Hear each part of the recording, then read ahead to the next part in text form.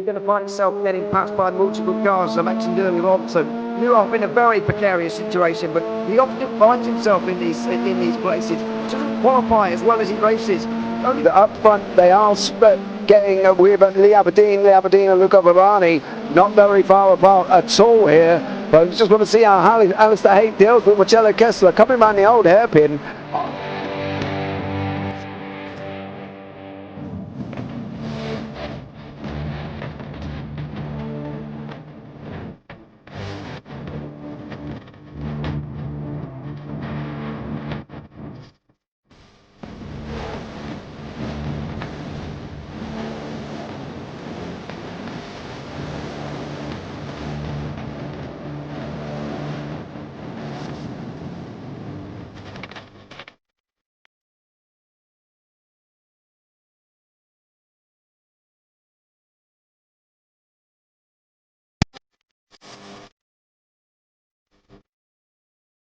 But I would say it's not the best decision I've ever made, just not having done that under the safety car, really.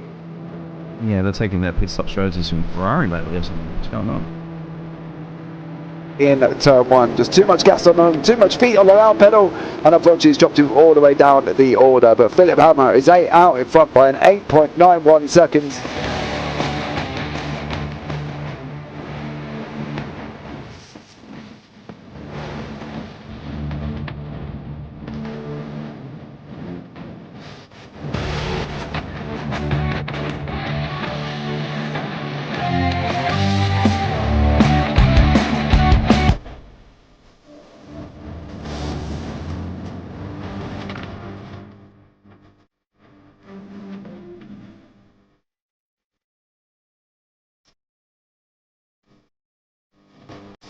Oh, Dan Michael is a wall there, sir.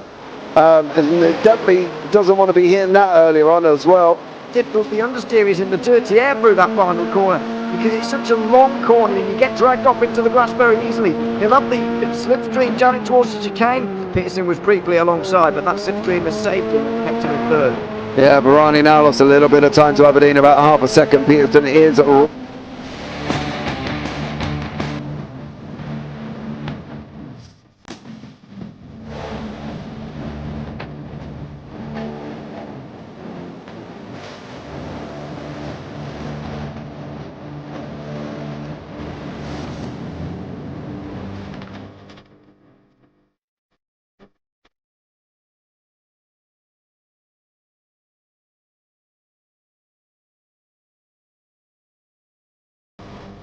Pike's pushed more and forward up ahead. He's got out of the line. Is now Pike going to have a go? Well, don't push him off. He's in the championship fight. Jack Werrell chasing down Carl Jacklin, Berman down, Rob Williams and Chris Barnes. Sensational run outside line now though for the heavy braking zone. Around the outside goes the Audi R8. Look how much Miller's come back into play. Exactly, Miller's just like trouble. He's not a second and change. All of a sudden, Miller's back in play.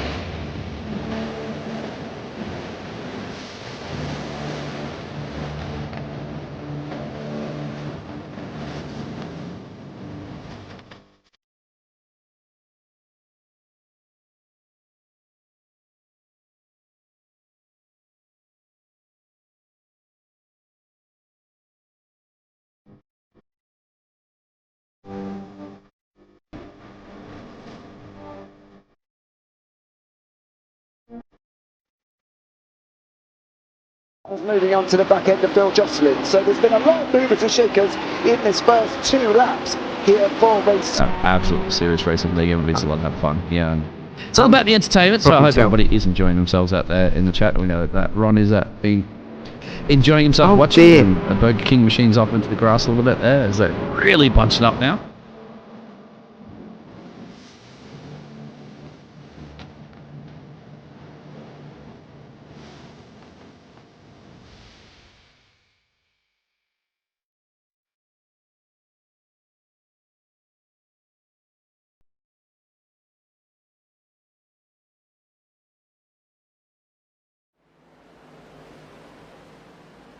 Good morning, good afternoon, good evening, ladies and gentlemen. Welcome to Indianapolis Motor Speedway, the weirdest track that you'll ever see a stock car oval run on. But it is indeed an oval. It's not 4 turns, it's not a circle, it's an oval. with 4 very distinct turns. But we're back here with Tennessee Storm Chasers with the TSC Hurricane Helene relief effort here in Triple Bypass on a Sunday night. My name is Bradley Dalton. I'll be joined very shortly in the booth here by Howie Burroughs. And yes, it is the same Howie Burroughs that we watched Thursday night. He's decided to not retire from racing, but just take a little sidetrack and do some part-time work here in the commentary booth. If you're not familiar with Indianapolis Motor Speedway, it's 2.5 miles, 4 very weird turns, and I think everyone knows the Brickyard. And if you don't know the Brickyard, I'll be very surprised. But while we are looking at this, let's take a look at the scores on the doors here. Matt Parasini up in the top here in this season 6 run after 5 rounds with 131 points. Bobby Blowers at 112. Al Corey at 107. Ben Harcum tied with him at 107. 105 for that doggone dog, Ryan Hyatt. Jeff Slaughter in 6th place, 104. Kyle Dewey at 101. Chad Barrett, 100. Jason Benson, 99. Mike Weta at 97. I tell you what, it's been one heck of a run here. And of course, our sponsor today is Marty Rogers. And I do want to make a mention, this is, of course, the Hurricane Helene Relief Fund. And if you are not familiar with Tennessee Storm Chasers, well, it's Tennessee Storm Chasers. They chase storms in Tennessee, headed up by Ryan Hyatt, the Corgi himself. And they are raising money to assist everyone up in Appalachia, the fun Eastern Tennessee, Western North Carolina, Asheville, North Carolina area. Specifically, they are raising money to buy multiple 275-gallon water containers to distribute that out to affected areas to assist them with that. If you feel so moved to donate in, there's a GoFundMe set up, and it is down in the description, and it will be blasted in the chat a couple of times through this race as we go. Every dollar does help with that, and that helps move things through. If you're familiar with Triple Bypass, Tex Nichols himself is, of course, from the North Carolina area. Him and Ryan discussing that idea, and Ryan and the Tennessee Storm Chasers have headed this up to get this moving. Every donation does help, even if it is just $1. Everything helps to help rebuild those affected in Western North Carolina, Eastern Tennessee, and the entire Appalachia area. And yes, it is Appalachia. I know Ryan Hyatt messaged me earlier today and said, "How do you pronounce that, Brad?" And I said, well, it's Appalachia. But that is enough of me talking through. Big shout out to Marty Rogers. Big shout out to the Tennessee Storm Chasers and that hurricane relief effort we are putting forward tonight. Howie, I think that's enough of me talking. Come on in the booth, my friend. Good evening. Good morning, actually, for you. How are you? Indeed. This league converted me from full-time commentator to part-time full-time racer and part-time heckler. Now I get to commentate the very people I have to chase against every single week. And this is the track that actually taught me how to drive stock cars, because I had to get a coaching session with a good old famous iRacing YouTuber to even be able to get the ARCA car around it. I was bad. So I do have fond memories of this place, no matter what. As you mentioned, the hurricane relief, I think many of the people in this community even have been directly affected. Some of the drivers have had their lives sort of upended, and as said before, absolutely any donation is greatly appreciated towards this fantastic cause, as that area has been well and truly affected, and it's going to take quite a lot to get them back up on their feet. But with your help, we can do that. Literal years of rebuilding. And while I'm not directly in that area, that is very close to me. It's a few-hour drive from me, and know plenty of people from there, and it's just outside of where my family is from. So again, if you can help, just $1, $2, anything can go through. If you are able, definitely it is greatly appreciated. Qualifying getting underway here for Triple Bypass. We're getting the cars out on, and Howie, I know we talked about this. There is an announcement that we need to make that we have discussed, you and me. We've discussed this before. It involves this driver right here. I'm gonna turn this over to you and allow you to, say the things that need to be said. Yeah, well, it's a deeply important message. A very personal apology to Jonathan Campbell here. As the last time I was out commentating one of these races, I made a deeply regrettable mistake, and I've had a lot of people down in this community. I made the unforgivable mistake of identifying this car as a Duncan car, and this has just caused immense frustration and distress among the community. I take full responsibility for my actions, and it's not the standard I or this community should accept. And I ask you for forgiveness. I've had time to reflect on my mistake, and going forward, I'll be correctly identifying this as the Starbucks car. Thank you. JC John Campbell in the interesting logoed Starbucks car here, starting his lap. Let's enjoy a quick lap around Indy. It's turn 1 here. You're going through hard, and then it's, again, you get that brief straightaway. Be careful of the wall to the outside, and then you're going to dive it down into turn 2 here, and you see he's running that midline, and you scrub a lot of speed through turn 1 into turn 2, but it's important to get that exit on turn 2 correct. Now it's hard throttle all the way down this long back stretch, and then slightly different turn 3 to turn 1. It feels different, even though really it doesn't look different. But I'll tell you what, it does feel different, and the drivers will tell you it feels like there's a slight difference. Then we're going to send it through turn 4. Very important to get this exit off right, and then it's all the way down the straight here. You see drivers starting to get their times in here. JC John Campbell, where's he going to land? As Harmon is top of the leaderboards with Parasini up now above him. JC John Campbell landing in 10th. There are 29 drivers here tonight. Again, I repeat that, 29 drivers here tonight in this next-gen car. Now, I will tell you, I worry my PC is going to freak out, but it's not going to freak out because my PC has been a good noodle today, so it's going to enjoy this, Howie, and we're going to enjoy watching 29 cars ram their way around this track. It's certainly a very big track. You could say it was designed for a different type of car entirely, and you wouldn't quite be wrong. But then the stock cars bring something a little bit different to it. It's massively about that exit onto 2 and onto 4. It's the first track where you can actually say 1, 2, 3, and 4 are their own defined corners. Trying to get that slip angle just right sometimes helps, and you can make a real use of that 5th gear going down the long straight. It's a unique beast. I kind of prefer the road course with these stock cars, but then I am a weird Brit who shouldn't really be allowed to have opinions on NASCAR anyway. So if identifying that this next-gen series has some slightly different rules than standard triple bypass race, we have a stage break. The race will be lasting 80 laps, but we'll break at stage 30, as well as have a short playoff system. Some of the top drivers competing for playoff positions for the final few races.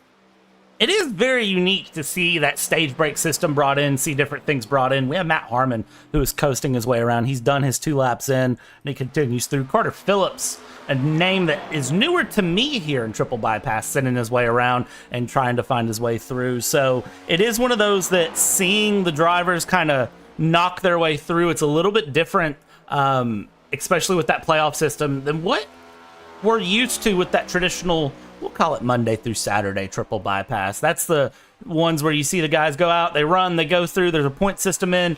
Here, we've got the stage breaks, we've got the playoff system, and I'd like to say this is the big boy setup in triple bypass. This is where the rubber really meets the road, and we see a lot of action here. Qualifying still underway, still drivers trying to put in laps, finish laps, several guys not putting in a lap at all here, and Hollingsworth with a 51.36 has just knocked it top of the leaderboard out of nowhere. This 000 of Carter Phillips will come across the line, and Carter Phillips finds himself 24th.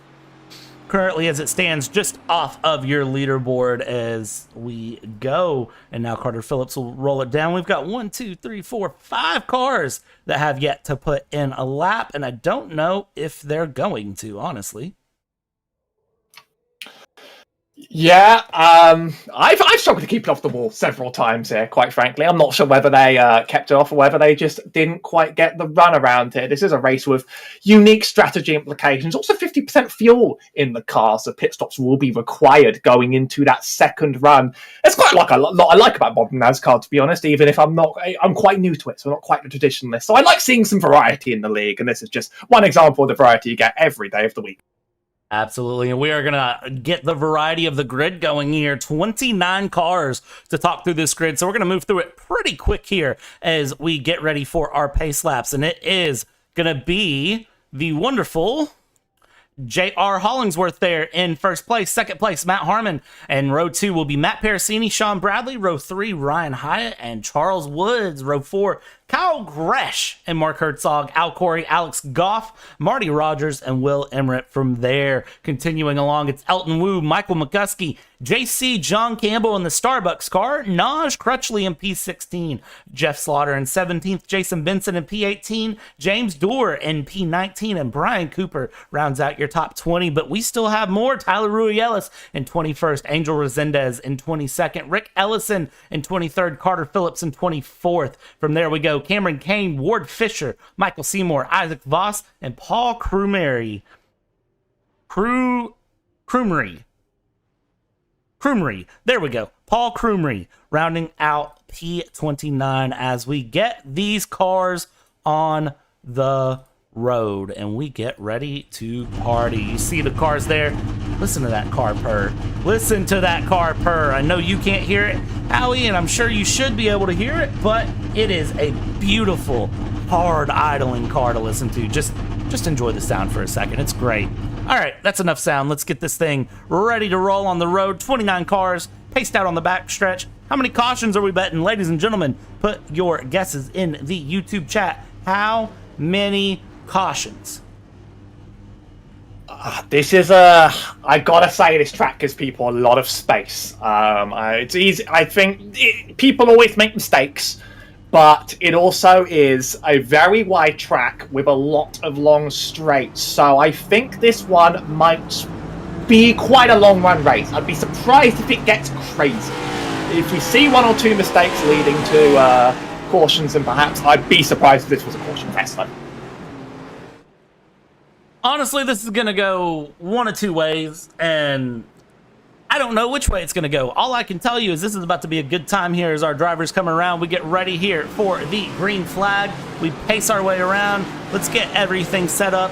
Hold your breath. We go through turn 3 here, and you see a lot of guys repping the Tennessee Storm Chasers logos there. Of course, Parasini, one of our drivers that will be. Ryan Hyatt will point out his car here in a little bit because he's got Appalachian Strong on his car. And yes, Appalachia. We'll talk about that. And then Harmon, of course, running that AMSOIL logo there on the front, sponsored by Tex Nichols, Nichols Oils Pros, who sponsored the Thursday night series you run in, Howie. But it ain't Thursday, it's Sunday. Let's get these next gens ready for 80 laps here, and we get the green. We're underway, and here we go. Hard on the throttle. It's a bit of a slow get off there, and Harmon kind of checking up. Parasini already running down the low side, and we get things moving real quick. That number 3 of Ryan Hyatt on the inside coming around. We're 3 wide early. There's Sexy Waltrip in the mix as we go through, but in the lead, Hollingsworth nice and smooth. Parasini's trying to hold that inside, and Harmon has lost a place early on. Is Harmon going to lose 2 places? It's hard to tell, but Sean Bradley's trying to put some pressure down as we go through, and down the backstretch we go with that Simpsons car. And well, I was gonna say everything's gonna wreck in the back. Wreck in the background. That's quite a few cars. iRacing though might let that one go green if they all stay behind. I can't believe they got away with it. The race continues to go. The cars are going to be back on the line as we're side by side going into the next lap. Yeah, no caution thrown here yet. We'll go back and check a replay. That's Isaac Voss and Rick Ellison that were involved in that one. But look at this up front. Parasini has gotten past Hollingsworth on the end of lap 1 and will lead lap 1 as we continue around here. Sean Bradley in the back. I see Woods trying to make a dive on Harmon in the background as well. As we continue through, you see everybody running through, going through. But that dog, Mr. Ryan Hyatt, has lost some pretty significant places early on here as we continue along and go through. Behind him, Kyle Gresh, Alex Goff battling it out a little bit. And in the front, we've started to spread through, but this hornet's nest of the back of the field is what I'm really worried about. This is a very draft-heavy track. Not a draft-trained track, because those corners, they get a lot of skill to navigate, and that's going to let people string out. But if you're behind someone on that straight, you can just pull out a big advantage on them. It's all about corner exit, and it's all about those long straights. And that is where we are going to see passing. It's not too many opportunities to absolutely send a crazy one on someone, but you kind of have to win them over in the long game here and use that draft effectively. And with that said, I mean, Parasini's getting away with it right now, out of that draft range of the other cars. That's going to help him out quite a bit. It's not quite a pack race entirely. These cars keep side drafting each other, which is very powerful in the next trend. They could be setting themselves back and giving him a stage win. Yeah, and Parasini's very nice and comfortable here as we go into turn 3. Hollingsworth, Sean Bradley, side by side. Watch any sort of a slide up because that nose is right at that rear corner wheel, and you can see Voss there down on the low side going towards the pit, staying well out of the way. Harmon and Woods going side by side just behind, so we're starting to form up a 2x2x2 now. In the IndyCar, you see everyone single file, and as you just mentioned, Howie, that draft is real powerful, but the side draft is playing king here. But you can see that Parasini, the more they battle here and they go side by side and they kind of duel each other out, Parasini's going to keep opening a gap. 2.1 seconds is the gap right now from Parasini to Hollingsworth, and he's going to continue to just roll that along. Gap already 2.3 before they exit out of turn 2. Now they go back single file. This is where they're going to get a little smart here. They're going to get things under control, but tell you what, for all they're doing there, you jump back here around the Ward Fisher area. This is the very back of the pack. This is P24 that we're focusing back on. These guys are not playing kind with each other at all. That's Phillips and Dorr that are just absolutely dooring each other. I'm seeing Fisher in the midst there. That's someone I've had plenty a battle with before, and he can be a hard one to pass and a hard one to get around and deal with. All this tussling back here, it's kind of hard to make such a huge advantage out of nowhere here. The race does string out, so people are going to get stuck in their little groups, and they're really going to fight it out for every last position here. You'll find that it's a track that really exposes very, very big pace differences in people due to the corners, and I see smoke and I see a caution. There's quite a few cars wrecking up there ahead. That looks like Al Corey from my view. Another race hasn't gone quite well for him. There's even more in the wall. Oh, wow, Corey's got no engine. He's been absolutely blasted. So Corey was an innocent bystander. Who started all of that? That was... He just head-on smashes into JC there. As he just gets loose out of the corner. That kills the engine. JC's coming up and an absolute murder head-on. That would seriously injure someone in real life. Thank goodness we have the simulator. We do get one fast repair in this series, but you don't want to burn it that quickly. I'll tell you what, let's ride on board with JC real quick. Oh, yeah. Nothing JC could do to avoid that. And then several guys taken out here in the mix. And you can see JC kept the car moving. The toe. That's good. The toe's going to cost you a lot here, but that's going to be a busy pit lane and a fast repair burned up already. I've been driving the Xfinity League where Al Corey, usually one of the strongest drivers, has been having nothing but terrible luck. And this is another sign of it. This is not a good start to this race for him. Let's go one more angle here. I want to catch Carter Phillips' angle of this because Carter Phillips is one of those guys that was caught up here near the back. There's JC John Campbell. You see Carter's trying to go low, locks up the brakes and just slides and barely taps Benson. These drivers are going to get that one fast repair, but one fast repair 6 laps in, maybe we'll see more cautions than I thought, if that's going to be the first one of the race, and then we're going to start seeing people take some serious risks. We do have some more drivers dropping into the pit lane. Parasini's going to keep the P1, choosing to stay out and maintain position. But that's a lot of drivers in the pit lane, actually, to start. Only 6 laps in, but I know this track isn't really a tyre murderer. Maybe they're looking for a fuel top-up to make it to the end of this run. I'm not quite sure how long that 50% lasts. Yeah, let's see who gets tires, who stays out. Let's jump this around and see a lot of guys just stopping. I don't see a lot of sides of the car going up here. Oh, Waltrip missed his box, and of course, Waltrip is Kyle Grush. These drivers are going to need fuel. I'm not seeing these cars go up, so they think they're sorted for the stage. Maybe Parasini is banking on, cautions to fuel save, or perhaps just, waiting for the next one that will kick off behind, as everybody else has taken their... they say on the modern NASCAR broadcast, they make sure to always say Goodyear tires and Sunoco fuel. It's like their built-in brand. I wonder if Triple Bypass quite have the same obligations. Nah, no obligations to say those things here, at least on the JP Broadcasting Network with Triple Bypass. We don't say that, but I will tell you that Starbucks car looks a little dirty as it goes around.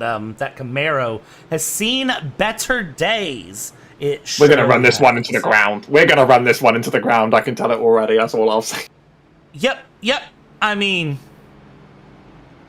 hey, we said we've been calling the car incorrectly, and it's only appropriate that we call the car the right thing. It was my problem. I've been mocked in almost every single race for that one. I don't think I'm going to be getting away from this one quite. They'll find something else to complain to me about, though, because I've clearly gotten that one right. So they'll find something else to say. Oh, you got that wrong on JC. I doubt it.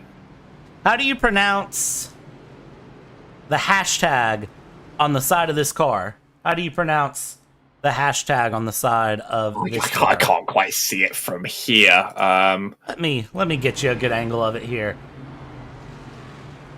Oh, I'm still waiting. It's hard. Bring out the Control F10 tool. Start dragging them around. I'm not gonna do that. Although, actually, that might be the best option here. Ladies and gentlemen, this is possibly the most unprofessional moment that you are gonna see me do, as I try to get this. This is not going to work. This ain't going to work. Yeah, no. We're going to break it. Actually, we have broken it. Ladies and gentlemen, very quick. Guess we don't need the chase camera that much. I mean, true. It's not a very common occurrence. I actually can't get my mouse to... I should know the key for this. You're using mouse aim, aren't you? Yeah. What is that button? Let's figure out that button. I'm getting this for you. I'm going to rescue you. There we go. I have fixed it. Oh, I'm gonna get yelled at by James later. It's my responsibility, actually. I'll take that one on the chin. There's your best view you're gonna get. I mean, the thing is, like, the quality from my end ain't good enough here, and I have to wait for it to come on by on a slight delay. I'll get that to you as soon as I can find it. I'll send you a direct message of it. Let's do this. The power of technology, ladies and gentlemen. While the cars pace around, we get ready for the green flag. I'm going to ask Howie how to pronounce that word. Appalachia? Yes, thank you for saying that correctly. But only because I think I've heard it a few times in my life before. I probably would have guessed the wrong pronunciation if I tried to guess that. Well, you said it correctly, and that's all that matters here as we get ready to go around. We get these cars around turn 4. Howie, I tell you what, one caution in here with on lap 8. I don't know how many more to go. My guess is 3 cautions for the day, not including the stage. We'll see how this goes. Pace car is going to peel off. And worth noting, we use the restart zone here, by the way, so I'll be leaving earlier. The restart zone as they come down.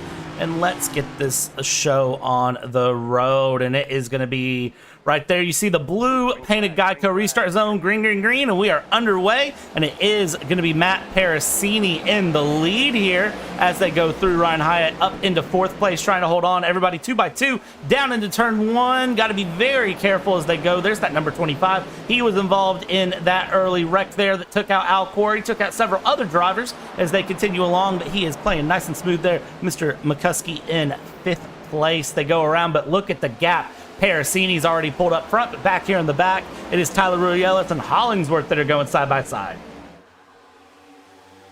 Looks like the pack has just about made it sensibly here so far. As I say that, as they're about to swing 3 wide into that corner. Parasini with a good launch again. The restart zone gives you a lot of control as to where you start. There are playoff points on the line for finishing in first in the stage. This is a win and you're in system, but Parasini has the race at Charlotte at the beginning of this season, so he'll be looking to secure playoff points for that final stage, as that sure is a pit entry into the side barrier. Good to see no one was injured. That is Matt Harmon, who I don't think meant to do that, and then swung could be a drive-through. Yeah, his race is gone. I think he did get loose into pit entry now that you bring it up. I think he just swung it loose off of 4 and got lucky is what I think just happened to him. A free drive-through penalty, you know. That's what the stage caution's for, though. unfortunate to see here. We watch Hyatt continue to defend from McCuskey as they go around and around. Lap 10 of 80 here, 70 laps to go around Indianapolis. Look at Sean Bradley putting some pressure on Parasini early as they come down the front stretch. They cross the line there. There should be bricks. There's not bricks. It kind of annoys me. And now we come around here through turn 1 and 2. You see that Tennessee Storm Chaser Camaro there in the lead of Parasini, holding nice and smooth, but Sean Bradley is a force to be reckoned with. He is fast and feisty, and he is going to be sticking right on the back there. Bradley's had a much better start than he did last time, with Parasini getting away. I'd say Bradley is safely within that draft range. There's still quite a bit of time to really make your move if you want to make your move. It's hard to make an aggressive one here, but you can slowly eat away at someone's advantage, and Charles Woods doesn't want to leave this train either. This top 3 have made a clean break, but I think that first place is going to be down to any one of them. Yeah, absolutely. It's going to be very close as they go through. Sean Bradley right on the back here. Now he's going to look up the inside to 1. That is probably your best passing zone if you don't get it through the draft. But remember, of course, when you're in the draft, when you pull out, it's like you're hitting a wall of air and you can lose your momentum pretty quick if you're not careful. Cars continue down and around here, and I do want to look a little farther back here with Kyle Gresh, as he's got an absolute mad hornet's nest of cars behind him. We keep going through. There's Tyler Ruielas, who is in the mix of things as well, and then Dorr here, Ward Fisher back a bit more, all the way back through. There's JC John Campbell, and that is your top 24 as they stand. But up front, Parasini holding strong here, pulling a little bit more of a gap on Sean Bradley. If there's one thing I would say, it is do not count out JC. It sounds ridiculous right now. He's sitting in 24th, but it feels like for 3-4 races in a row, he has been sitting at the back and then pulled off some outrageous strategy to end up in the top 3. You saw it at Nashville earlier in the week. He keeps doing it. I keep saying you can't keep getting away with it. Some of these drivers are going to look for chaos and going to look to take advantage of good strategy calls. On the topic of strategy, I'm curious as to whether Parasini thinks he has the fuel to make it to the end of the stage, though. It'll be an ask. I don't think it's impossible, but it'll be a little bit of an ask for him there as they go around. Tyler Ruielas has dropped back to 20th place. We saw him slightly tap the wall there out of 4 and then lost the momentum all the way down the front stretch. He's continuing to drop places along. Parasini, 0.2 of a second, the lead here on Sean Bradley. Sean Bradley now with the draft as we go down the back stretch. Is he going to have the momentum to get the pass done into 1? It looks like at the moment he is just sticking along here, sticking on. Let's run on board really quick and see what he's doing. This track really sort of frustrates. It's quite hard to force the issue. You have to play alongside for a very long time. We did see Parasini slide there on the exit of 1, and that's really going to ruin his exit speed now. Bradley has the pace to get a run, go side by side. He's going to be clear before he even makes it out of corner exit, I think. Just waiting for Parasini, but on the inside... Oh, you swapped the camera. It's the same result, people. Sean Bradley makes a really nice pass on Parasini. Saw him get loose on the onboard, just saw him lose it a bit. These tiny mistakes are how you're going to get people.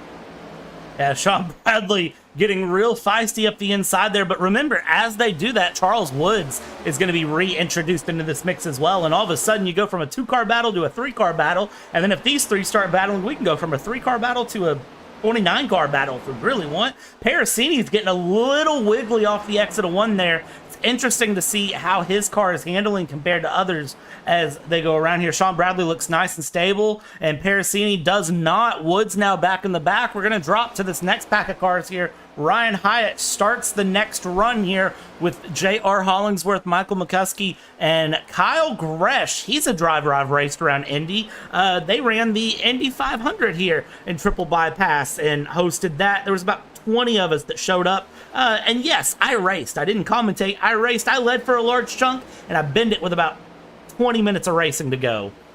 That car is brutal. Parasini. What's going on pit lane? Parasini's completely lost pit entry there. The green flag pit stop that he knew he was going to make, I think, has gone horribly wrong. He span it over, slowing in, and that sent him back further than he could ever have imagined. He wasn't going to get that. Definitely was aiming for pit entry there, but this car just has gotten slippy under him quite a few times. He might... Oh, that's a big hit on the rear as well. That's unbelievable. It looks like he was consigning himself to losing the stage as soon as he got past, but I mean, that might eat up the fast repair as well before the stage break. That's unbelievable. That is a big problem for Matt Parasini, and that is going to spell absolute disaster on his race. Plus, he's pitting under green. Here comes Sean Bradley, though, right behind him. Now, can Sean Bradley nail the pit? Ooh, he gets wiggly under braking, but he is able to get that car slowed down, and he's now in as well. So, not able to make it to the stage, it appears, which is going to make things very interesting. Also, we're very lucky that Matt Parasini did not cause the caution there. Tyler Ruielis into the pits as well. Yeah, it's interesting to see these cars coming in now that did not pit under that first caution. Another interesting thing I've just noticed is that I think Parasini and Hyatt are working as teammates in this race. I, with my little eye, can see them both in their own little private little voice channel, not with the rest of the drivers. Why would you do that if not to communicate with someone? You can work as a team here. It's not a super speedway, but you enter and leave the pits with someone. You sort of work with them. That's better than running completely solo when you're going to need to green flag stop, as all these people that missed their stop are now slowly peeling in one by one. Parasini's gonna hope to get them back on the next stage, but he's now a lap down, and Al Corey is the first one set up for the free pass. That mistake on pit lane costing him dearly, as it doesn't look like many other people that have stopped under green here are losing their lap. Not at all here. The only people left to stop is, of course, that little corgi, that Tennessee Storm Chaser, Ryan Hyatt. And, of course, it is going to be Michael McCuskey here in the back of this 4-car train that is our other person that needs to stop under this green flag run as we continue on. Lap 18 of 80 we go, and the field has started to spread out a little bit. They have started to kind of breathe a little bit is really what we're looking at, and that's what's really getting us together here. Look at the pit stints here on the bottom. You can see Hyatt, McCuskey, and actually Phillips as well there in 8th place. Still need to stop, but you can see that they're running pretty decent. They're doing pretty well here. We continue along. We continue our times in, and I'm really just trying to figure out who is going to win this stage here. I don't think Hyatt can make it to the stage. Unless he thinks he can make it to the stage. So. I think Gresh is lined up to take this, and he has gone for the pass. Hyatt not putting up too much of a defense. He's going to dive into the pits quite soon. Possible explanation for drivers getting loose here, by the way. Last time this league ran the next gens, there was a lot of criticism about the setups. Triple bypass runs fixed setups. No one quite likes these. Oh, it's a nice race down the pit road. Not into the wall, buddy. He just said. Did he just send McCuskey into the wall while braking onto the green flag pit stop? I'll get to that point in a minute. That's going to be controversial, I think. I mean, the league likes to be a little bit hands-off with its moderation, but that was a weird move. I think McCuskey sent it way too hard into the pits, and him and Hyatt just had a little bit of a how would James say it? A ta-ta-ta is how it would be said. I think they just had a little bit of a coming together here. We'll get a quick replay actually of that, because that was a lot to see for those two coming through. A little bit earlier than that. Yeah, we'll get a little bit making it in. Better of a replay here. Here's Hyatt coming through. You can see that 25 was trying to pull a cheeky little pass, locks up, and then bumps. Oh, he isn't sent in. I've been told that I'm not allowed to race people into pit lane before. Just saying. That's another car that's lost it on pit entry there. That looks like Carter Phillips. And he struggled to make it twice. And I think just that failure, that reversal on the track, has triggered a caution. Oh, these green flag pit stops are devastating. He makes it onto the racing surface. You're the one that explained this to me. He gets passed on the track when stopped. That triggers the caution flag. Everybody is making a real ham of these green flag pit stops. This is going to be a very, very stressful time for all involved. If you have made a green flag pit stop, if your name is, well, not Ryan Hyatt or Charles Woods, they're still on the lead lap. If you're Al Corey, Matt Parasini, Matt Harmon, Tyler Ruielis, Rick Ellison here as well. No, he is multiple laps down. So it looks like, as we stand, It is going to be a very, very interesting one. I think Al Corey is our first car a lap down. No, Phillips. Sorry, Carter Phillips is our first car a lap down, it appears. Just so about beat him on the pit lane then. He should get the wave around. That's going to make things interesting. Let's see if anyone decides to pit here.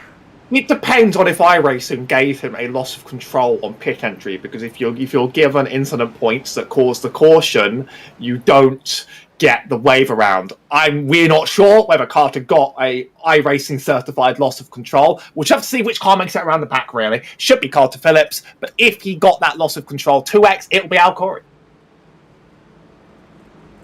I would be surprised if he didn't get the 2x there, because he was stopped on the track and backed up. I will be very surprised if he did not get the 2x. We'll find out here very shortly as we pace around this Indianapolis Speedway. And I'll tell you what, Howie, let's see if we can't find a driver to chat with for a minute. Let's see who we've got available.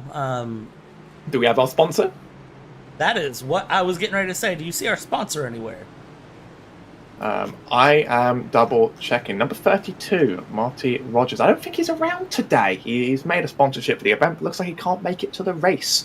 How about we catch up with Parasini if all possible? I think there's a bit to talk about. Yeah, let's see if we can grab Parasini here. We'll wait till the pit stop cycle is done, and you see a lot of cars driving down that pit lane here as they stand. Look at the sea of cars through the pit lane. There's Al Corey getting his wave around. There is Al Corey getting his wave around. We come through. Here's Waltrip into the pits. And no, it's not Waltrip, it's Gresh. But doggone it, every time I see that Napa Know-How car, I have to call it the Waltrip car. Also, it says Waltrip on the back. Give me a break, people. Elton Wu in. See that left side up? And there we go. We got a Paul Crewman. And nice and smooth through. But yeah, let's bring in our wonderful friend, Mr. Matt Parasini, because it looks like Matt Parasini is in the pits here. So let's find him, let's grab him, let's get this conversation going. If I can find him, that is the million-dollar question. He's a channel down, yeah. Matt Parasini, sir. Good evening. Yes. Good evening. How, I'm scared to ask, but how are we feeling? No comment. You're not the only one that has made that mistake so far. It just, you know what? I got on the brakes and it just locked the rears up, and then at that point you're just chasing it. So it is what it is. We're getting the damage fixed. Take some tires. Try to get back on the lead lap here when the stage caution comes out, and then just try to make our way back to the front. Quite a few people have made mistakes on that pin entry, and that was actually what triggered the caution. Brad, you got a question? Yeah, how's your plan going to be beyond this? I know you're getting the damage repaired, you're getting things going. How does this shape your goals for this race here today? Because you were running up front for a bit. Well, I mean, we've won the first race of the season, so at this point, all that matters to me is winning races and trying to accrue playoff points. So we're going to do everything we can to get ourselves back up front and try to win the race somehow. I mean, we've got the car to do it. This Tennessee Storage Chasers car is extremely fast, so we should be able to do it. I'm pretty confident in it. Yeah, I think you'll be fine with it, Matt. I'm going to drop you back down with that corgi, that dog, Mr. Hyatt. I'm going to let you get things running. Any final comments before I drop you back down? No, just thanks very much again to Marty for doing the broadcast and donating his broadcast to Hyatt's relief efforts there for Hurricane Helene and those people in North Carolina and all those people that were affected. And, if anybody can drop $5 or $10 towards that fundraiser, that'd be great, because any little bit helps those people. So, absolutely, Matt. And hopefully we'll be talking to you later. I'm going to drop you back down. Good luck for the rest of your race, sir. Thanks, guys. Appreciate it. You know, he sounds pretty relaxed, all things considered, at this point. It's a long race, a lot up ahead. I'm going to try and speed what I was going to say about the setups. They didn't like the iRacing-based setups last time they ran this. They had a specialty setup shop actually come in and make new fixed setups for this league. Now, a lot of setup shops, they make their cars a little bit looser because looser is faster. If you can't get on top of that, it might really mess you up on the track, as we've seen a few times. That is very true, and a loose car is a fast car, but it's a scary car. And real quick, Howie, what lap is our is our stage break on again? Just remind me. It's lap 30. This is going to be a very short dash to the finish, and the pit lane's pretty much going to be closed for almost the whole length of it. 5-lap shootout. Not quite a green-white checkered, just a little bit longer than a green-white checkered, but I'm sure the drivers are going to push it hard here. Sean Bradley up in the front, and you've got Ryan Hyatt there in second place. Cameron Kane in third, and Charles Woods there in fourth. That high line, Hyatt and Woods, I would expect them to get a run, but don't count out Kyle Gresh there in fifth place. Third car on your inside line. They're going to bring it around, and I see Affleck going through that 037 of Cameron Kane is going to be ready to party. Safety car is going to peel off. Pace car is going to peel off. Wow, not a safety car. It's a pace car. You can tell that I've commentated some road racing today. We come down. Geico restart zone. And Sean Bradley has the run and surprisingly not taking off near now. Never mind. He gets a better run there. And watch Hyatt there on the high line trying to make his way through early on. Down into 1 and 2 we go. Where we stop, nobody knows. Cameron Kane is going to get ahead of Ryan Hyatt. Ryan Hyatt stuck on the high line there. And that is going to be Woods through as well. Can Kyle Gresh make his way through the inside? Or can Hyatt defend that off of 2? We go down the backstretch. And you see that the 98 is down low. Ryan Hyatt staying high. And Waltrip and Gresh trying to follow him through here. A nice clean start from the pack again, but Kane is right on Sean Bradley this time. Still no clean getaway. These restarts have been harder for people to nail than that initial start. It looks like the person in second's been quite good at calling the restart. Usually these zones give you a lot of control to make that decision for yourself. They're about to go 3 wide behind as they try and just about hold on to this lead pack. Keeping it inside, Gresh there. That's the better line to have around it, but neither of them quite have the optimal.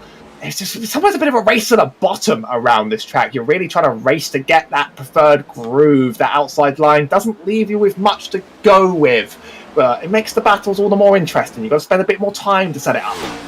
Absolutely. Hyatt got loose there off of 2. Makes his life a little more interesting here as we continue along. And here we go. Down the inside goes Woods. Hyatt's up high. He gets a little wiggly. Gresh is going to look low here in the 27. Kyle Gresh going to slide it out of 3. Down into 4. He has the inside line. Hyatt's still pinned on the high line. And Ryan Hyatt having an abysmal restart. But Gresh gets a little loose. Hyatt's going to drop low. There is Goff back in the back. Alex Goff going for a run. You see now diving out. That is going to be Hollingsworth there. And that number 17 looking through lap 27 out of 80. Stage break at 30 here in 3 laps. We continue along. Side by side they go. Where they stop, nobody knows. The Taco Bell car getting a little bit loose there. And now everyone's got to check up, get around here. There goes Hyatt to the inside. That was Alex Goff there in that number 00 Taco Bell getting a little loose there. Man, Taco Bell sounds good right now. Let's go 3 wide, boys. Oh, they're in the wall in the background. Big wreck in the background. I believe that is Ward Fisher.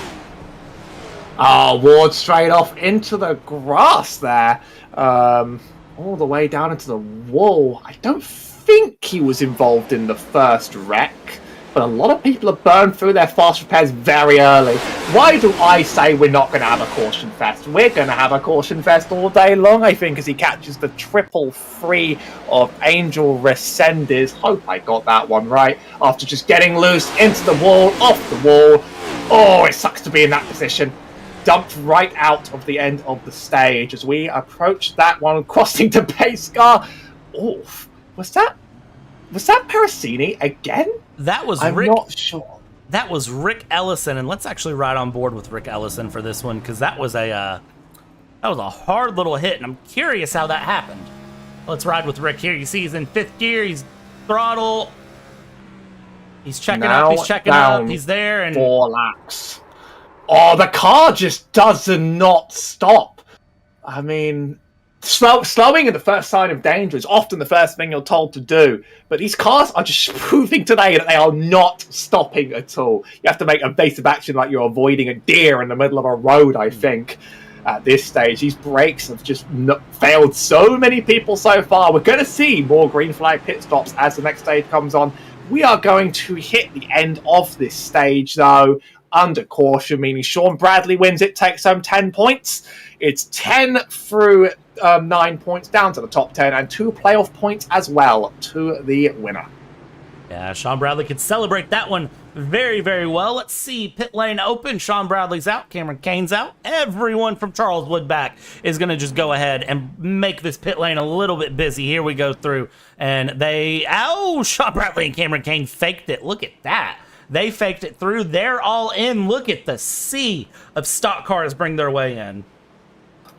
It makes sense to get loaded up right now. Usually the pit lane would close this close to the end of a stage, but this caution has changed the pace a lot. That's Al Corey there in the back, who's going to make up a lot of positions on his very, very poor start. He's going to get to start this stage on the front row, and I was wrong on calling the winner because it is Michael McCuskey, unless someone else stops. He's actually going to take home these points. He's not been a winner so far in this season, but the points are points, and we've already had a few duplicate winners, and that opens up places in the playoffs. Yeah, I don't know. We'll see how they decide to call it. They might call it that at the caution is the stage. So if they do that, then our original winner stands here. We'll have to see how it gets called if they're feeling mighty nice to Sean Bradley, but you never know as we go through. While we hit this lap 30 under caution, big shout out to Marty Rogers for being today's race sponsor, and a big shout out to Marty Rogers for naming today's race the Hurricane Helene Relief Effort Tennessee Storm Chaser series here, the TSC Hurricane Helene Relief Effort. There is a link in the description for a GoFundMe by the series sponsor Ryan Hyatt, who is looking to raise money to buy 275-gallon water containers to distribute them to the affected areas there in the Appalachia in eastern Tennessee and western North Carolina, around that Asheville area and those sections of Appalachia that have been impacted so hard by the, once in a eon flooding that came from that. So if you do have the $5, the $10, the $1, anything that you can give helps, go to the GoFundMe and donate. It is greatly appreciated from all of us here, especially myself as a American who that is only a couple hour jaunt from me, and seeing that destruction is crazy. So big shout out to everyone there for that as we pace our way around here. Lap 30 now on the books for McCuskey under caution. We are 1 to green for McCuskey, with Corey in second place. It's a 50-lap sprint now. We're going to need more pit stops, and looking at the way these drivers have struggled around here, we're probably going to need more cautions. Why do I call anything around here if I'm going to get it so wrong? Al Corey, difficult start to the race, but he's picked up stage points off the back of this, and he has a prime position now to take control of this race and get that win, and you're in. McCuskey, though, that leader gets a lot of control around it. There's still a long way to go and a lot that can happen. I think that pit lane is yet again going to be a hive of activity no matter what. Behind them, Herzog, Wu, and Crumray. How do you say that? I'm making an embarrassment of myself. Can't do it. Crumray. I got it right. Nailed it. Made up 23 positions. Started around the back, but he's got a front row view. Bit of a long pace lap here, but that race is going to start sooner than we know it, so I should stop waffling. Nah, you are fine to waffle on. Here we go, and tell you what, a waffle sounds good right now. I could go for a nice fluffy waffle, or go to Waffle House, get yourself a Reese's waffle. It's peanut butter, chocolate chips, and whipped cream on top if you so desire. I don't like the whipped cream, but some people do. We come Wonder if off they of closed. When Waffle House closes, you know the natural disaster is bad. I'm figuring a lot of Waffle House is probably closed in the vicinity of Tennessee. Yes, they are. It's kind of scary. And there's actually a website you can check that, because Waffle House makes all that info public, and they cooperate with FEMA.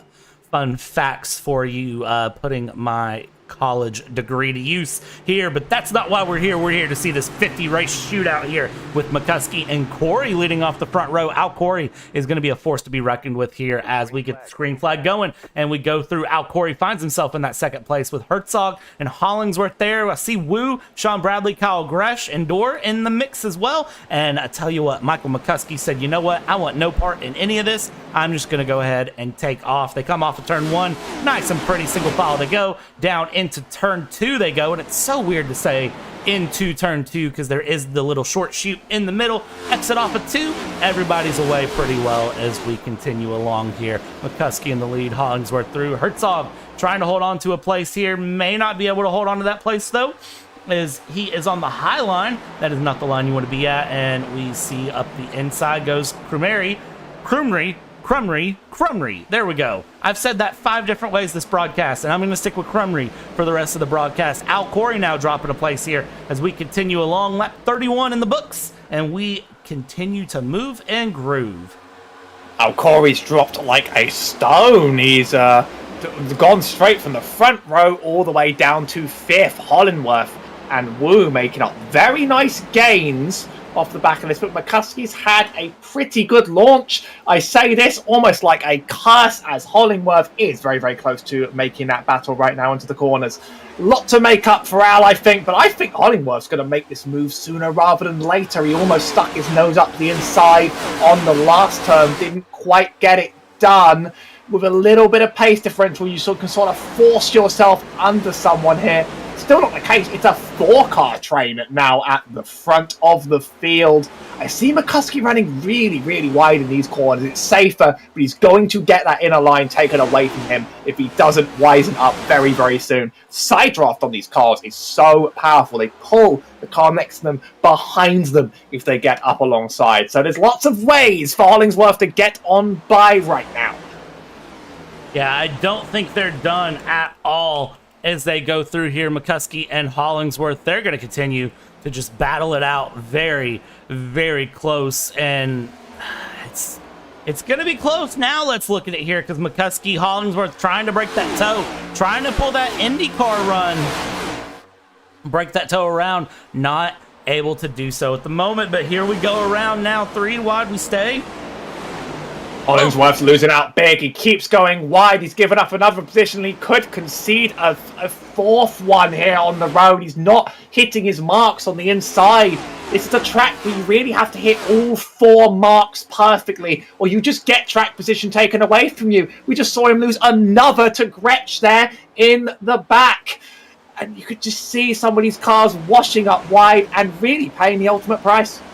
I think that's the difference in pitting. McCuskey, remember, did not pit under that last caution at our quote-unquote stage break. So that is, I think, really what's starting to hurt McCuskey. Even though this track is not tire-dependent, not tire-heavy, and isn't something that's going to absolutely ruin you if you don't have the tires, it does make a difference here as we continue along. Here we go, Gretsch up the inside, and Crumry on the high line, and there we go with McCuskey. He's now getting a little feisty. He's got Sean Bradley for company back behind. Here we go around lap 35 going on the board, and what of these drivers is going to be ahead? Well, Hollingsworth is ahead of Elton Wu by 0.3 of a second, continuing to pull time. These 4 are going to be right here, nice in a close distance. This front battle is not settled out yet, though. Hollingsworth driving nice and smooth, Wu staying right in the mix. McCuskey now losing a position to Sean Bradley up the inside, and McCuskey again just dropping Sean Bradley right there. Oh, almost a little tap. They avoid each other by millimeters, coming out of 2. There it is, Sean Bradley with the run. I think Sean Bradley has impressed me the most so far this race. There's been a lot of wild swings, drivers from the front flying to the back. But I've always, maybe it just stands out, but I've always seen that pink car competing at the very front. Hollingsworth started this race in pole position as well. Got to give credit to him for sticking that out at the start of this run. Whereas Crumry has made up 25 places from the start, really taking advantage of some of this chaos. Al Corey wanted to recover from that rough start, but I think on this one, he only has himself to blame for any of these positions being lost. I don't think that there's truly any accidents in this. He's just dropping positions. Something about this strategy hasn't gone right, and the pace isn't there. Parasini with a tap on the wall there. He's going to try to save it in the grass. He comes out. Is he going to hold on to the car as they exit out of 2? Well, it looks like at the moment, I think Parasini kept it together. He did, but he is going to drop all the way to the back of the field there. He had a little bit of a slide there into, thankfully able to keep it together and not, come back up into the track. He could have really caused a big one there, but Parasini dropping around. Al Corey, as you said, Canada driver that didn't stop. He's sitting there. He's got Herzog for company right behind. He's in P8. He's at risk of going out of the top 10. And here goes Ryan Hyatt really putting some pressure down on Dorr. For a long time, Perosini had the fastest lap. Now it's Kyle Gretsch with the fastest lap on the field, and he's got it by over 1/10 of a second, making a statement of intent and wanting to get back up to the front of this field. Perosini's going to have to rely on some absolute chaos with that second big mistake. I'm amazed he kept it together and off the racing surface, to be honest, but the points are not going to come home as we come up on halfway on this race. There's still room for chaos, but if there's one thing there isn't room for here, I think it's heroic charges. This track very much sort of designed around a different sort of racing. You can make up positions, you can battle people, but sometimes in oval racing you see people make these unbelievable charges up the field. I think it's very much a consistency track as Gretsch makes up his P2. He absolutely is going to showing himself as the fastest on this track right now. He could challenge for P1. Yeah, and I would not be surprised if Gretsch does. Again, Kyle Gretsch, the one that organized the Indy 500 around here in Triple Bypass, and if memory serves right, the one that won the Indy 500. Now, of course, that's in the IndyCar. That's not called the IndyCar anymore in iRacing, but the IndyCar itself. So, you know, there's some big differences, but I say all that to say Kyle Gretsch knows his way around this Indianapolis circuit as he sets out his chase for Hollingsworth, and they're coming up on a lap car, and they will be lapping a car, putting a car lap down. What will that bring? Here we go. We're on board with Gretsch. He's going to peel to the inside of Hollingsworth. Is this going to give him a run into turn one? We look, and there it is. New leader, Kyle Gretsch, lap 39 of 80. I think you'll be happy to know that they are allowed to call it IndyCar and iRacing now when they got the license back last year. Kyle Gretsch, fastest lap on the field, currently best on strategy, still room for pit stops to mess things up, but as a real statement of intent, as I said on this race, he is absolutely charging and he wants this win under his belt. Doesn't have one yet. Winning you're into the playoffs, it puts so much pressure off your shoulders. Yeah, and that is the big goal here, of course. Get those playoff points. Get set up for the playoffs. Make it where you don't need to worry about winning or having a bad race. Having a night like Perosini, you can, you know, have that off night and not have as much pressure placed. But, of course, as we cross halfway race distance, lap 40 of 80 on the boards, you got to survive to make it there. And that is the big question of the night. Who's going to survive to the end? Who is the most consistent to the end? And as it stands right now, yet again, I am telling you, Kyle Gretsch looks very smooth. This top five looks very comfortable. Sean Bradley looks scary fast, and we continue our way through as they go around. Here we stand into turn three, and the drivers look like they are just ready to do this all night, but not actually all night. They're going to do this for another 40 laps. We're starting to see these drivers that didn't make their most recent stop really start to fall back now. We've mentioned Michael McCuskey not taking the recent stop, and Al Corey as well, losing another position. He's back where he started in P9. And that's tire advantage. And there is another pit entry gone horribly wrong. Maybe it's just cursed whenever I speak. It's Michael McCuskey. Was a contender to, you know, finish high in this race, even if he lost a few positions. But he's had to tow. He destroyed the whole engine on pit entry. Nobody's getting this one right at all. That's a lengthy tow. Unless there's more chaos, I could take him out of this race entirely. I don't think he was trying to pit. I think he just bumped the wall on the exit of 4, and it slung him to the inside. I don't think he was intending to pit. Let's look at that one more time from one more different angle. That would make the second person that's accidentally made it. Yep, he just washes wide, and it absolutely... You see that big plume of smoke in iRacing when the engine is expired. I mean, he's done, I think, the most pit stops, so I'm not sure if he even has a repair left in him, whether it was burned earlier. These cars are notoriously durable, but a second repair on the engine, you're just taking out the race for good. Drivers now working to bunch up the pack and get to the pace cars, and number one priority before we figure out position and passing. Gretsch is going to leave this restart, but it's a reset of the pack. It's another chance for stops. It's another chance for chaos. And I would expect a lot of these drivers to come into the pits here. Al Corey last pit stop was on lap 22. He's sitting in 8th place. A lot of the other drivers last pit stop lap 28. So I would expect most everyone to be in the pits. Matt Parasini last pit stop on lap 36. He may stay out. And same with Tyler Ruielas last pit stop lap 35. He may stay out. But I tell you what, I do want to get us into the pits here. And then I want to talk to the Tennessee Storm Chaser head organizer himself, Ryan Hyatt.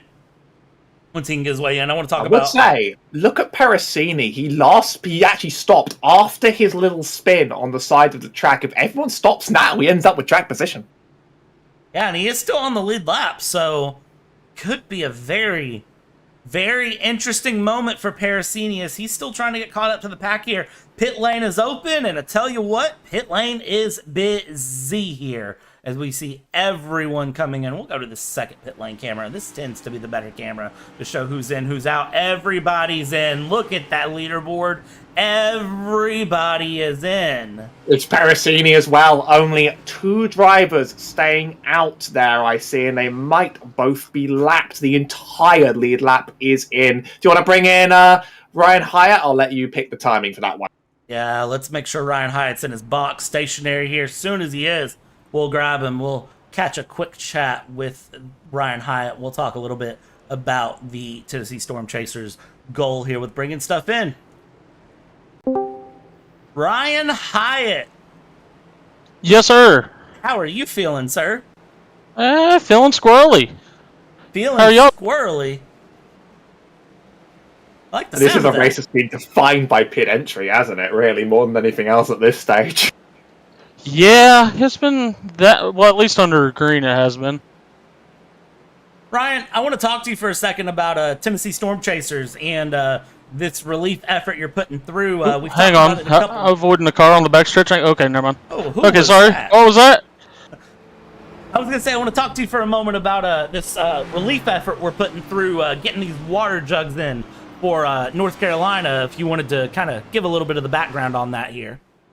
Yeah, so Tex Nichols, who I believe is in the race tonight, he said, hey, if anybody knows how to get a hold of these, we kind of need them down here. And I was like, well, I've got a lot of family in the area that's been affected because my grandpa, he's from Waynesville, and that's about 30, 40 minutes west of Asheville. And so I've been down there my whole life doing family reunions and stuff. So I was like, well, you know what? I was like, better to help those down there who need the water, at least to be able to kind of use the bathroom and stuff like that, and figured that would be a big help. But now it sounds like they actually are getting a water station set up, so I'm going to have to be figuring out what else could be beneficial to those down there. Yeah, I know it's a big effort through, Ryan. How much are you looking to raise? What are we looking to do? Obviously, as you said, figure out what else is there. I know the GoFundMe mentions that any additional proceeds will get donated on and along. How much are you looking to gain out of this? I mean, just anything really helps. I don't really have a target. I figured the 400 would cover about 8 or so of those totes, and I got 6 down there last weekend. So now I'm just kind of trying to figure out what's next, like what would be more beneficial. And Ryan, go ahead. Sorry about that. Go ahead. Sorry. I was thinking whether it be like go wipe out a Goodwill or something like that with all these different sizes of clothes and take them down there, because when I was down there were a ton of donation places, grocery stores that it seemed like had a long line of people. I'm assuming they were getting donated food. I saw a lot of tents with like clothes and food, so it's just trying to figure out what's best down there. Absolutely, and Ryan, it's amazing to see you putting in the effort to get that moving forward. We're going into turn 3 here, and it looks like we're about to go back green. You're on the front row. Good luck, my friend. I'm going to drop you back down with Matt Parasini, okay? All right, thank you, man. Thank you.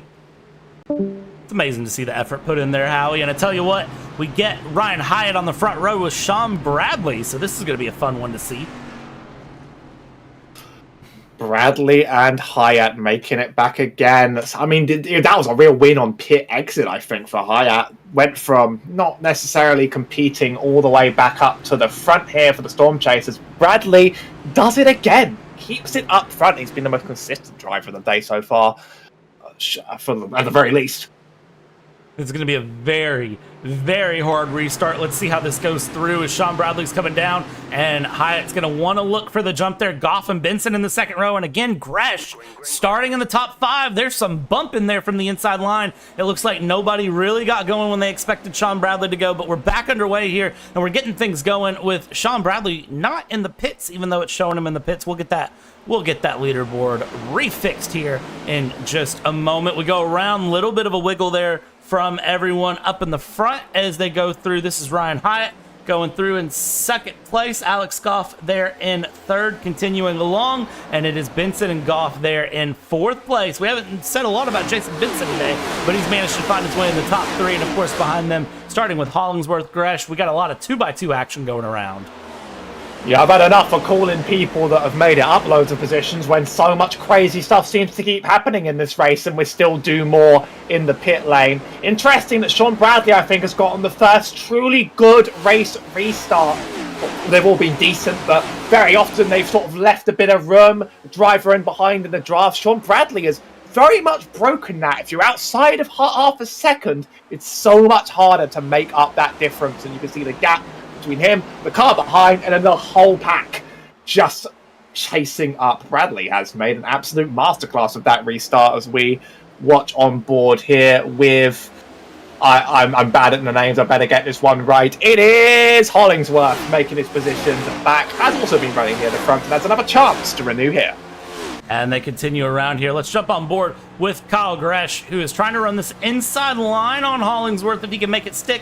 And then I want to look behind him with Elton Wu. Elton Wu has the best view in the house for this battle between Gresh and Hollingsworth as they go through. But of course, Elton Wu on that outside line has a bit of company as well as they keep pushing their way through. Things are getting very, very feisty. There's the power of the draft. This is that draft we've talked about. This is what it causes. And now they come through into 1 and 2. Side by side they go. Where they stop, nobody knows. But Kyle Gresh will be on the outside here and will drop another place. Look, oh, we're going to go 3 wide. That's very, very, very dangerous to do here on the corners. Down the straightaway, you can get away with it, but in the corners trying to go 3 wide, not at all what I recommend, but they managed to make it stick and go through. We're back side by side here as they continue along.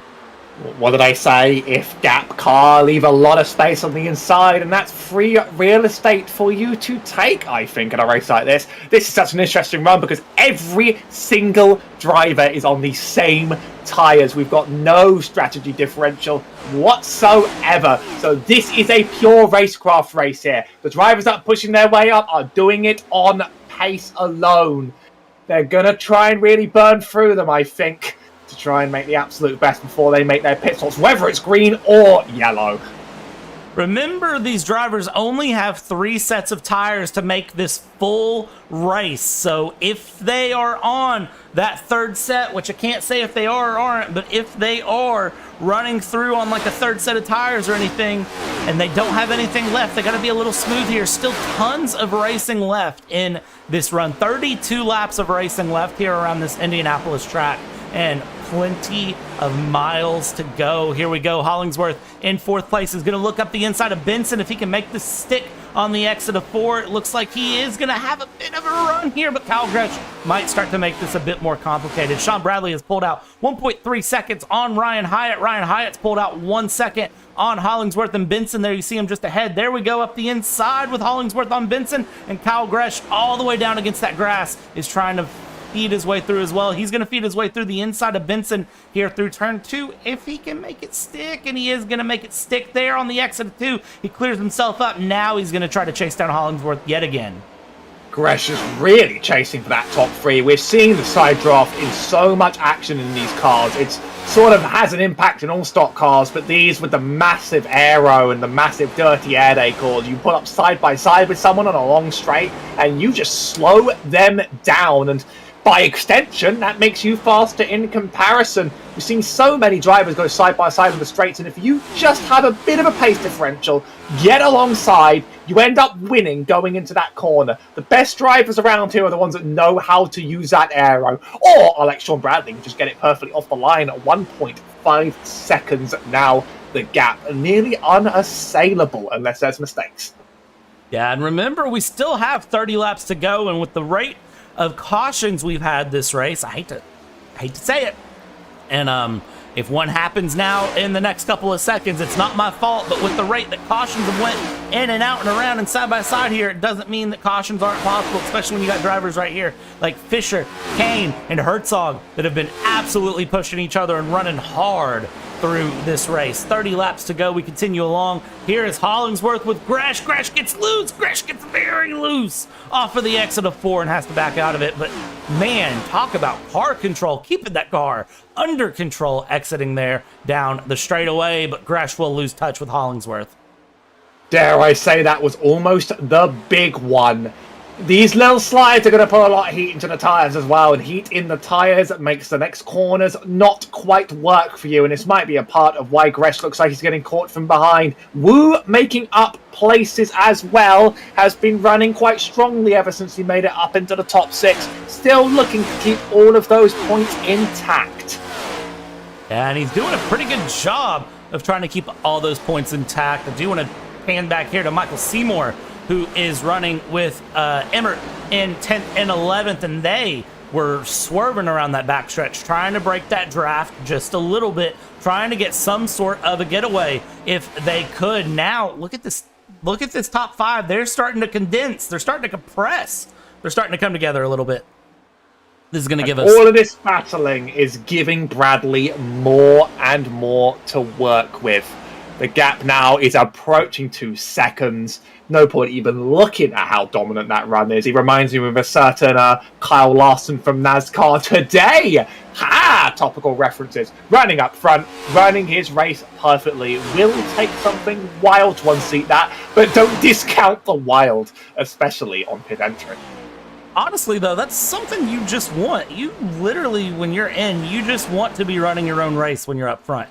You don't want to think about the car behind. You don't want to worry about the car behind. You just need to hit your marks and bring this thing home. And oh, Hyatt taps the wall here. Hollingsworth up the inside. Kyle Gresh is going to follow him through. And is Crumry going to...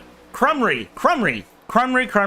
I'll say that about 5 times, and I'm going to mess it up again the next time I try to say his name. Is Mr. Crumry going to follow up the inside as well? He is. Hyatt dropping 3 places by the time they can exit turn 1. They continue around. Crumry looking a little swirly, a little loose there in that number 10, but is able to keep it going. And Hyatt now in 5th place needs to dig himself back forward if he can. I think these triple bypass guys could make a race at the centripetal circuit exciting. No matter what we bring at them, they keep bringing the battling up this grid. I can't count on any of these positions right now staying as they are.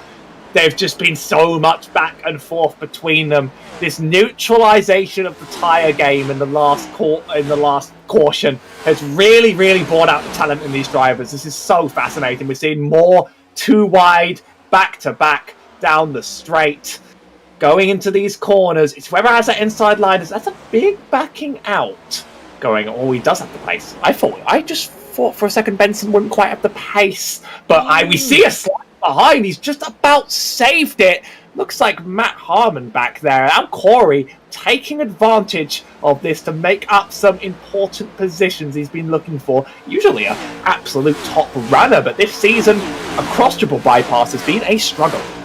Yeah, and we do see those moments out. Corey will always have those moments of absolute spectacular racing, but sometimes things happen here, but he's in a good position. He finds himself inside the top 10 where he wants to be. Harmon now behind him, getting that pass on Emmert, who had that moment a second ago. Harmon getting a little swirly. This top 10 really battling it out and continuing through. This is the battle for P11 on your screen. 3 wide they go down the front stretch as they dive into turn 1. Here we go. Who's going to concede? It is the middle car there of Harmon. He says, you know what? I want no part of that. He says, I'm gonna back it out. Let's go back into double file racing. I'll figure it out here down the back stretch. But you can see, let's look up here, because what do I see?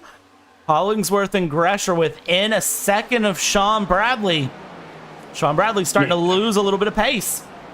They say a lot of oval racing is about concentration. They say it's about the fact that it gets very repetitive doing these turns over and over. And so, you might have a lapse in your concentration and miss it a little bit. But this track's more exhausting than most because you don't just have to do it twice a lap. You have to do it perfectly 4 times a lap. And 2 of those are so important.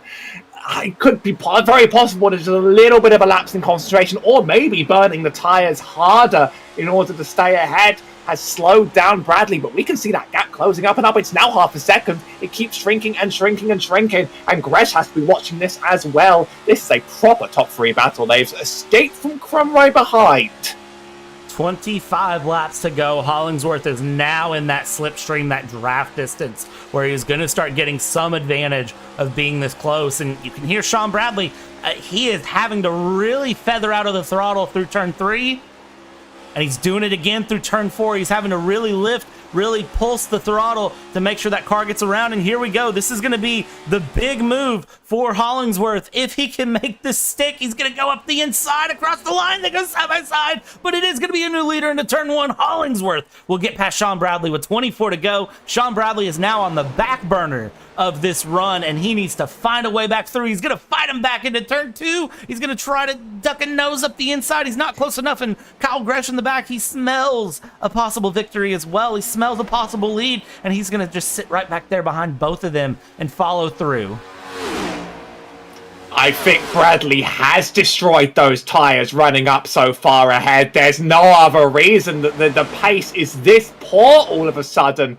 We're approaching that phase of the race now where drivers are going to have to make one more pit stop. Does he bite the bullet now in the next few laps, knowing he's lost too much track position?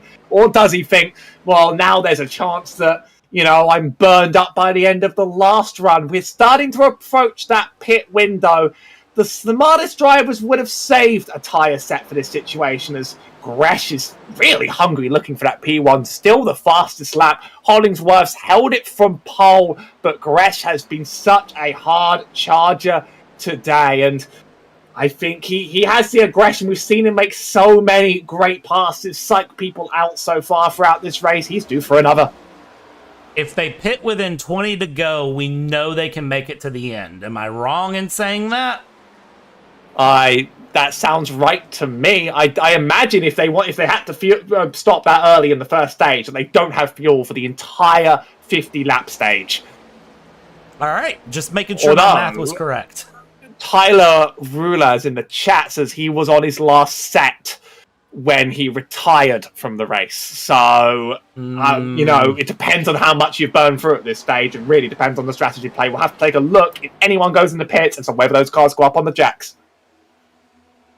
Tyler, you spun your car under yellow? I missed something somewhere with Tyler. I didn't miss that, though, with Kyle Gresh getting real loose off the exit of 2 down the backstretch. Tyler, is this what you did? How did you... I'm not going to ask questions. I'm sorry, Tyler. One of those days at Indianapolis, I think. I think we've seen enough completely unforced errors today that one of them doesn't stand out. People have been struggling in ways here that they don't usually struggle. And things like pit entry have messed people up. Things like pace cars have messed people up. Things like making it through the corners have messed people up this race. It's part of why it's been so fascinating. I would absolutely agree. Gresh doing it again.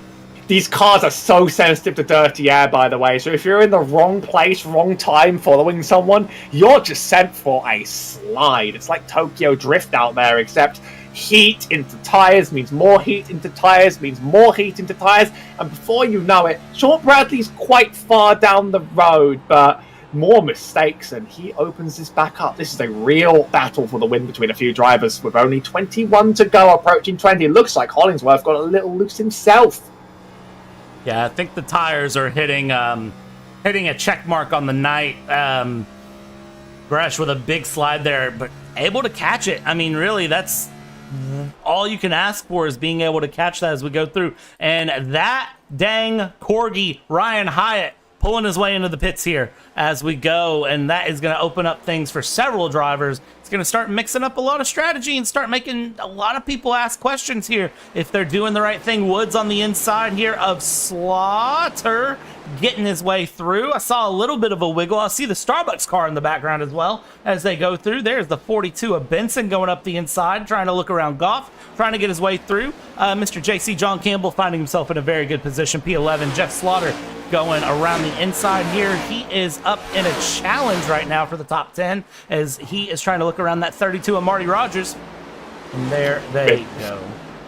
There's one thing Jonathan Campbell does. It is appear out of nowhere after being anonymous for 3/4 of the race and then score top 3 points. I had him pegged as one of my points rivals for the Xfinity Championship, and then he won like 3 in a row, and I was like, okay, that's great. Looks like we're not doing that anymore. Another failed pit entry. He makes it onto the surface. That's the caution coming out. That's going to seriously affect the drivers. He's not going to make the pit lane. Tyler Ruler saying that he was shifting into second gear when he spun. Yeah, that'll do the differential on the back. I wonder if he abandoned that pit entry because of a possible penalty. I'm not sure. Or maybe because when he spins, he starts the caution and then the pit lane's closed. And then he'd get a massive penalty. You're sent to the end of the line for entering like that. That's wild. Well, and look at all the cars that entered the pits behind him. I mean, they've made the best of it, really, because they basically have gotten a pit stop under caution before the pack has bunched up. You don't see this often. They close the lane at the start of caution periods, but they basically got a caution period, start of period pit stop. This pack is going to be so shuffled up. Let's not make any stock of this tower until everybody has made their stop, as everybody will need to make their stop now. And we're going to see a pack unlike anything else. These guys are just making things wild the more and more they go through. We run around here, 18 to go, so we're within fuel, we're within distance. I mean, really, it should be everyone stop here and that be it. We see Kyle Gresh coming through. He is going to catch the pace car. Ryan Hyatt right there with him, who is 1 lap down in P20, but should get a lap back, I believe. So, yeah, no. Don't take stock of anything you see at the moment as we go around, because things are... This is the problem with cautions in the middle of green flag pit stop cycles. Things get really mixed up and really messed up really, really quick. And, you know, you look at it right now, Gresh and Corey and Harmon, your top 3. JC John Campbell, Starbucks car coming out of nowhere in 5th place. So we'll see how that Hyatt stays out. It is green, so it's obviously Starbucks. Yeah, now, yeah, I don't have a commentator's curse in race, but I do have I stop and then the caution comes out in the next 5 laps. Happened in Nashville, actually. Always happens to me. So it's one of those things where, you know, as soon as the run starts, that's where the mistakes start slipping out. Tyres are at their worst there as well, so it's the most likely. Big stack of drivers dropping into the pits, I think.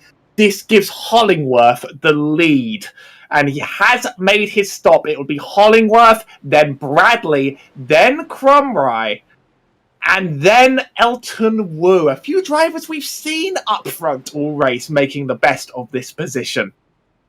Well, this just throws everything backwards to everything I thought it would be. And look at Harmon taking 4 tires there. A lot of drivers taking 4 tires, getting in, getting out. Al Corey coming through there. Kyle Gresh first went out. Look at Al Corey there side by side with somebody. I couldn't tell who that was. I think that was actually Harmon. There we go. So Al Corey getting out ahead of Harmon, 8th and 9th place. Kyle Gresh in 7th. A lot of these drivers kept a set of tires, it looks like. I think we're going to be in for an absolute stellar final. It should be a 15-lap run to the end here as we go through, because remember these top 7, well, top 6 here, Benson, Goff, Wu, Crumry, Sean Bradley, and Hollingsworth, they didn't pit just now. They pit at the start of the green flag cycle. They do not have, so they have a couple of laps on their tires. Is that going to play any difference? It's 2 laps under green. I think it might be marginal because I think if it was 2 under green, then they will be affected by that. Some of the people that stopped just going into that caution, the lucky ones, 2 green laps will make a marginal effect. But if we see it, we'll see a heroic charge coming out of the back. Kyle Gresh is the first one on the newest tyres. So don't count out a P7 to P1 run. Is there anyone you want to talk to on this last pace lap? There's not here on this last pace lap. I'm gonna let the drivers. Yeah, it's not much time. Not much time, of course. Yeah, I'm gonna let the drivers run it through. But look where the number 24 is there. Parasini is right there. Of course, he is now getting the wave around. Lights are out on the caution car, and we are gonna go here with Hollingsworth and Bradley in the front row. Feel like we've seen this a couple of times at least. Who has learned what? How do they keep ending up here no matter the chaos? 2 just unbelievably consistent drivers. Crumrice started 26 places down from where he started, and now he is in perfect position to potentially seize a win as well. And Elton Wu has sort of been out of the top 3 battle, but has been constantly sniping for the front. All of these drivers are strong. All of these drivers are going to produce an absolute thriller, I think. Although cautions could also breed caution. There's so many possibilities. Let's not go through them all. We've got a race to get going with. Yeah, we go down the backstretch here, and you can see that Hollingsworth is very ready to get this race underway, is pushing, basically, the pace car. Would be pulling Kyle Busch and probably physically pushing the pace car if it was physically together here in iRacing. Of course, if you didn't know that, well, I just gave you your fun spoiler fact of the night that the iRacing car is just kind of a hologram that you can run your way through. I still think for April Fool's one year, they need to just change that and make it where it's solid and not tell anyone, and just push like a emergency patch for April Fool's and see how many drivers do that and run into the pace car. We'll see if that ever happens, though. Coming out of turn 4 here, pace car will pull off, and it will be Sean Bradley and Mr. J.R. Hollingsworth that will be leading us off into this run. Into the Geico restart zone will be Hollingsworth, and I just heard someone tap the wall in the background. And no, we have waved off the Herzog in the background. What was... Yeah, that's going to be an extended caution as Herzog loses it into the... I'm not sure how that one happens. We think we get an extra couple laps under caution because of this. Was it a dodgy shift? Oh, something happened in front of him with Slaughter. I heard a couple of cars hit each other, and I couldn't tell where it happened. And it started with Slaughter here. There was a little bit of netcode there as well. You see that car phasing out of existence, and then he just slides off the back of him. Nothing like a poltergeist in Indianapolis to really spice up your caution period. Not at all what you want to see, but that will bring us around one more pace lap here. So for Sean Bradley, one more little quick breath to kind of reset yourself here as they come around, and this will give us a true 15-lap run to the end. Hollingsworth will need to be on his P's and Q's as they hit that restart zone. Going down the backstretch, you know, I gotta ask, Howie, what would be your thoughts going down the backstretch? You're getting set up for this. If you're Sean Bradley, you know this restart counts. What's your plan here? Well, you have to wait for Hollingworth to make the call on the start here. You have that zone to look out for. But it's about not letting him get away. If you get close enough to him, if you're watching him like a hawk, you can get within that half a second, you can win this race. If you let him get away and just run it out by a second, then he could secure this one in the bag. All to play for. All to play for indeed as we come through turn 3. Pace car this time should peel off. I hope we will see what happens, though, as nothing is ever guaranteed here in the world of iRacing. Coming through turn 4 now, pace car still looks like it's going to peel off. We're not getting called for another lap of caution, at least. Through turn 4 we go, and it does look like this time this will be the one here. Hollingsworth in the lead, Sean Bradley in second place. Hollingsworth will be the one to bring us around. We'll jump back up here in the cam. We'll take a look at this. There is the pace car drifting its way in, and we are going to be ready to go. There's that Geico restart zone signaled by the double cones, And there it is. The restart goes, and there's Hollingsworth getting away. Sean Bradley, very, very good restart. But Paul Crumride getting a very, very good start as well. Here we go into turn 1, and there they go side by side. Sean Bradley on the high side, Crumride on the low. Is he going to be able to hold on? Who knows? They continue around 2 by 2. Everybody's pretty well seems like they have their way, and as I say, there was Caution something in the again. background. It's not Herzog again. Is it? It's Herzog again, I think. It was not Herzog again. We'll see if we can find what actually caused that caution, because I don't have any... Oh, Cameron Kane. Close enough. No, not close at all, actually. Don't give me any credit whatsoever. That's a... Oh, looseness on the exit of the corner, and a victim claimed up in here. This has been one of the most chaotic triple bypass races I've seen. We've seen it. We might not have seen them all. There's been a couple in the Next Gen League. We have Kansas was notoriously full of incidents to the point where I got pinged in a league announcement over that one. This is another race. It's just racking up the incidents. There's going to be a lot to talk about, I think, after this. Absolutely. We're on caution number 6 of the night. Everybody's taking their final set of tires. Everybody should have the fuel to run it to the end. And at this point, the question is just, what do you do? Well, for Sean Bradley, what you need to do is get a better restart on this next run than you got on the last one. Crumride there in second place is going to be looking to get a better restart than he did on the last one. And if you're Hollingsworth, you just want to get a good restart. Well, let me fill you in on a triple bypass league rule. Restarts that don't make it more than a lap start single file. So this is going to give a great launch to Hollingworth, but in exchange, Crumride's going to start in the draft, which could matter a lot in this track. Interesting implications of this rule. It's going to change the nature of this restart quite a lot. Going to be really, really fun to see how this ends itself up. It's going to be spicy. It's going to be a spicy meatball is what I feel here tonight as they come down the front stretch here. I see one car diving off in the pits. That is Ellison. Looks like a couple of the back markers diving in, taking final pit stops here. Maybe just real quick beat out the fenders, get a little bit of a repair in here, and get ready to go. I'm really curious to see how Kyle Gresh handles these last few laps. It should be a 10-lap shootout to the end here, and Gresh is in 6th place. We've seen Gresh with a lot of pace, but his pace has really been on the long runs. So I don't think 10 laps will be long enough for him to really get a run here. But anything can still happen as they go through. This does benefit him on the tyre situation. More laps on the yellow means less time for him to burn through these tyres and sort of a better operating range for them. We know he took them a couple laps earlier than the others, and really they're going to come off near the end of this run. Well, if this run keeps shortening and shortening and shortening, that's going to be interesting. Looks like it's going to be a wave around for, I believe that's Herzog at the front as well, which will leave Hollingworth single file on the front row to restart the race.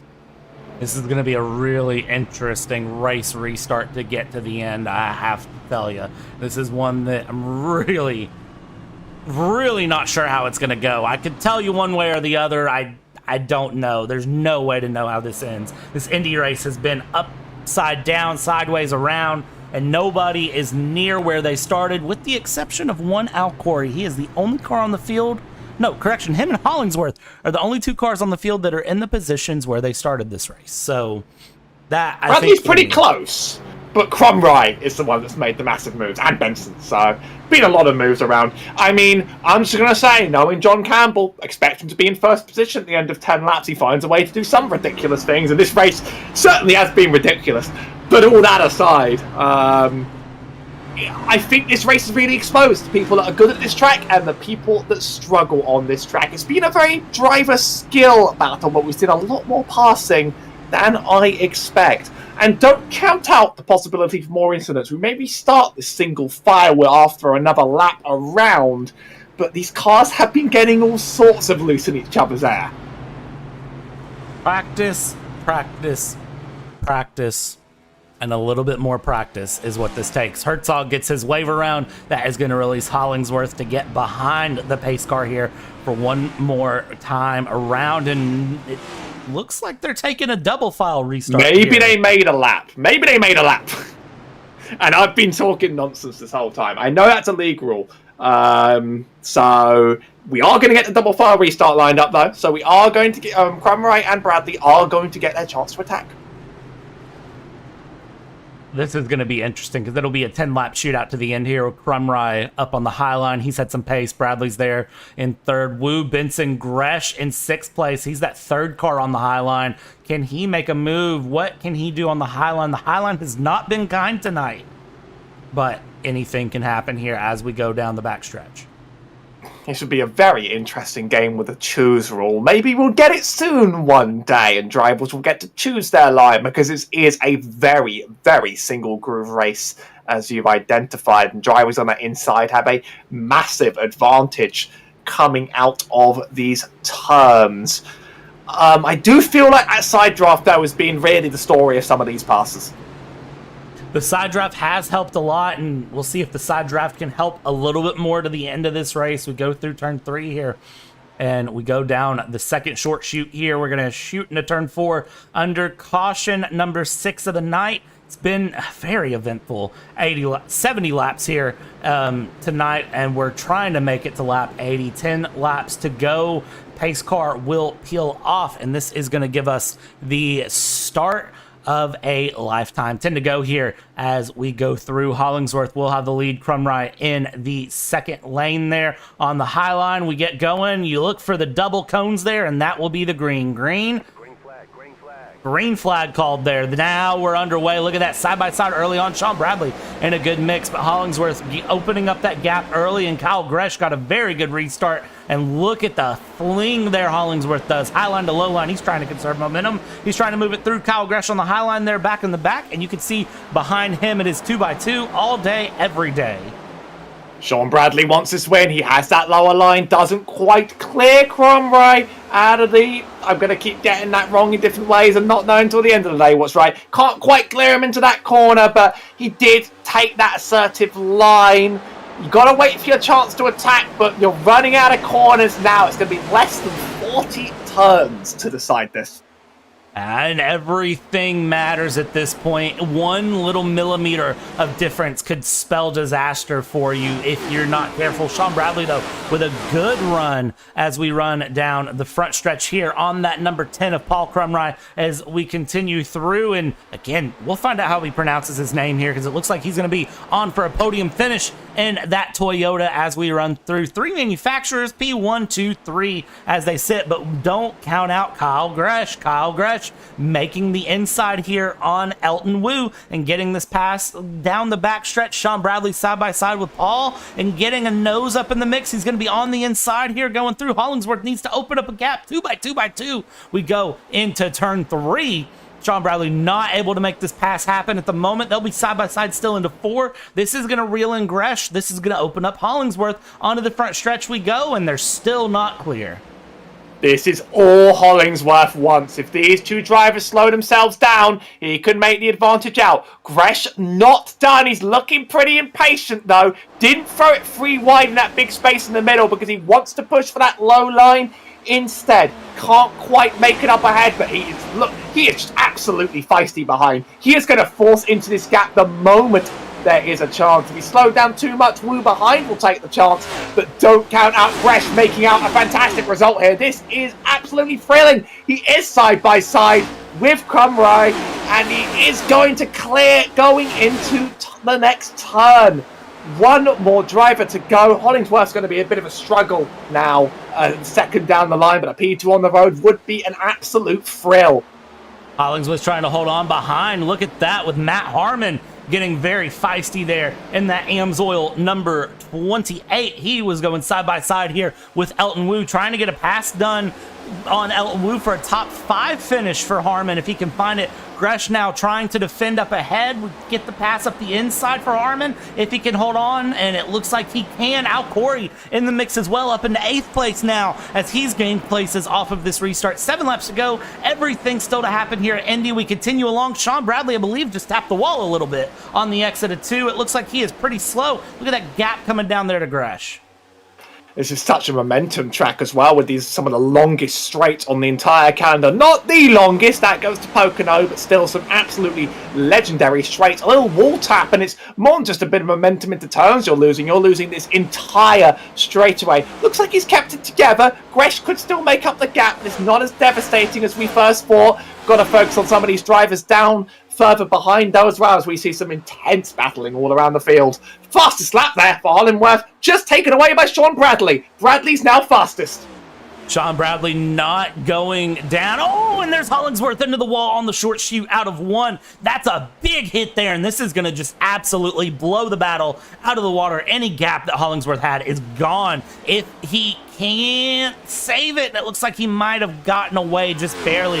Gap 0.3 of a second now. Gap still coming down. He slapped that outside wall, and it is still going down. Yelling timber. Check out Matt Harmon back here, because behind Matt Harmon is a 2x2 absolute show with Al Corey up the inside here on Woo. If he can make it stick, he can't, but Benson trying to go the outside, can't make that work either. Sean Bradley closing this gap now with the help of the draft. You see Hollingsworth trying to swerve through this. This is close racing here at Indianapolis. The win is now on the cards with that wall hit. It's opened up the draft range. Only 5 laps to go, but that's enough time, I think, with superior pace. Bradley and Gresh have eaten up this track all day. It could be any one of them. No new fastest laps coming through, but they are all within 0.1 of a second. It was 200ths between Bradley and Gresh on their fastest laps.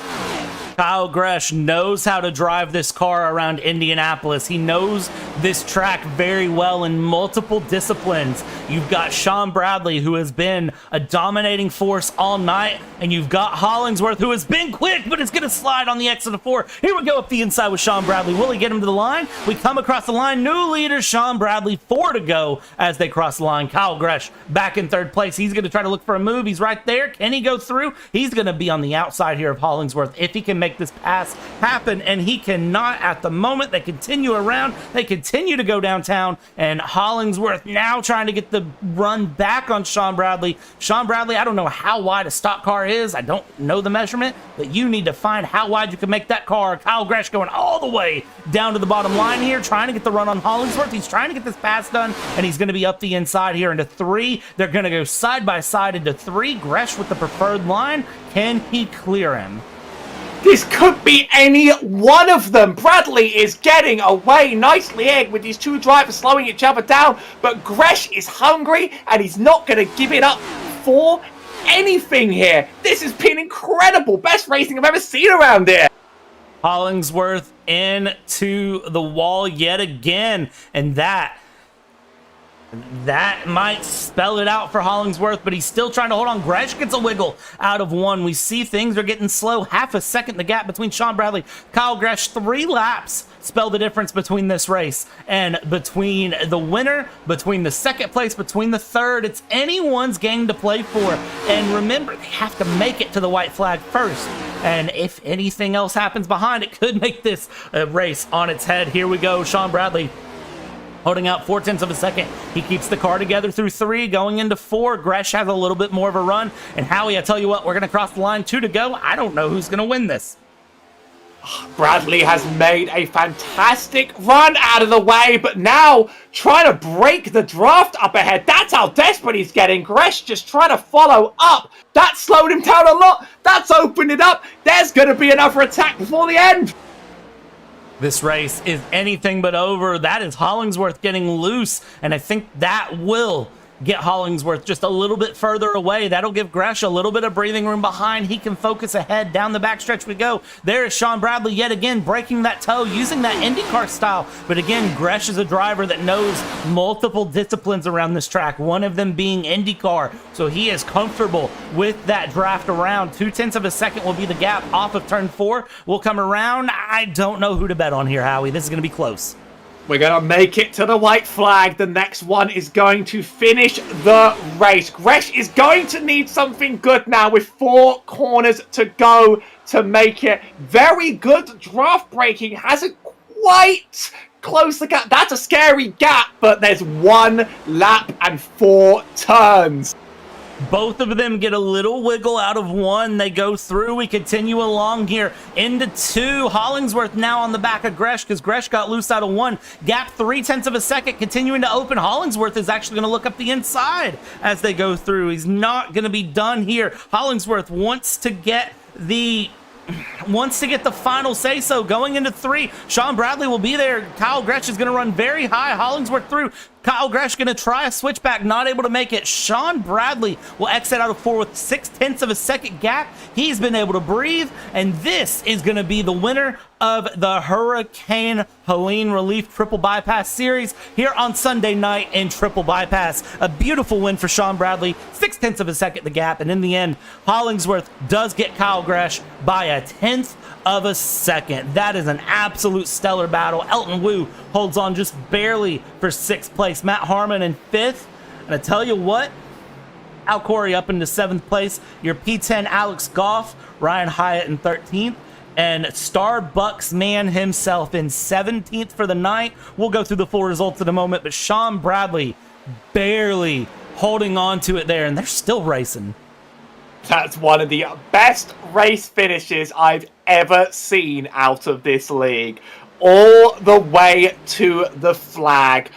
Truly competitive racing. This race has had everything. It's had massive ups, massive downs, massive stories, and potential drama still to tell between the drivers. But that was just quality racing. Absolutely outskilled across the board. Bradley, I kept seeing that pink car up the front. I thought he would be a threat.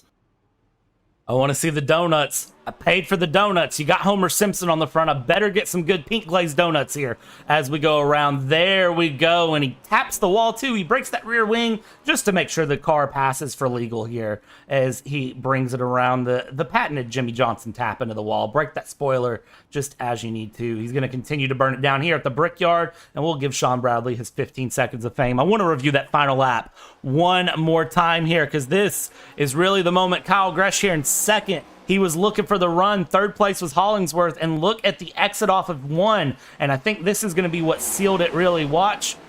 Gresh, he swirls up. Little tap of the wall there of the safer barrier on the exit of 1.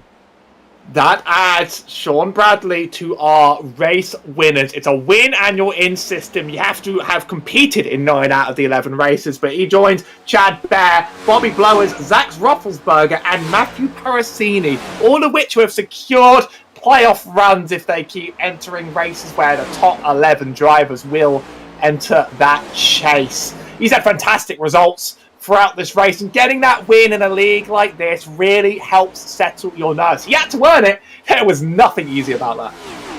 Absolutely amazing run there for Sean Bradley in the end to go through. And let's go ahead and find our race results here. And it is, as I said, this pink mean machine winning this race here today. It was Sean Bradley finding his way up in the front here in the Hurricane Helene relief effort. Again, check out the GoFundMe in the description here. J.R. Hollingsworth on the final lap gets past Kyle Gresh for 2nd place there. Paul Crumry in 4th place. 5th place, Matt Harmon. Elton Wu in 6th. Al Corey finds his way up to 7th. Mr. Jason Benson in 8th. Marty Rogers in 9th. And Alex Goff in 10th place. From there, P11 was Matt Parasini, P12 was James Doerr, and P13 was Ryan Hyatt, 14th Herzog, 15th Charles Woods, 16th place Will Emmert, and 17th Mr. JC John Campbell himself, 18th place Michael Seymour. From there, we're looking at 19th Jeff Slaughter, 20 Naj Crutchley, 21 was Carter Phillips. That is going to be all of our cars that finished on the lead lap. 22nd, Ward Fisher down 5, Cameron Kane down 14, Rick Ellison down 25, Tyler Ruelas, Michael McCuskey, Angel Resendez, Brian Cooper, and Isaac Voss are drivers who did not finish this race here today. Tell you what, I want to hear from one Mr. Sean Bradley himself. We talked about it. We said it. He gets the win in the end. Sean, how's it feel, man? Feels pretty good. I don't win a lot of these next-gen deals, so this one's pretty special.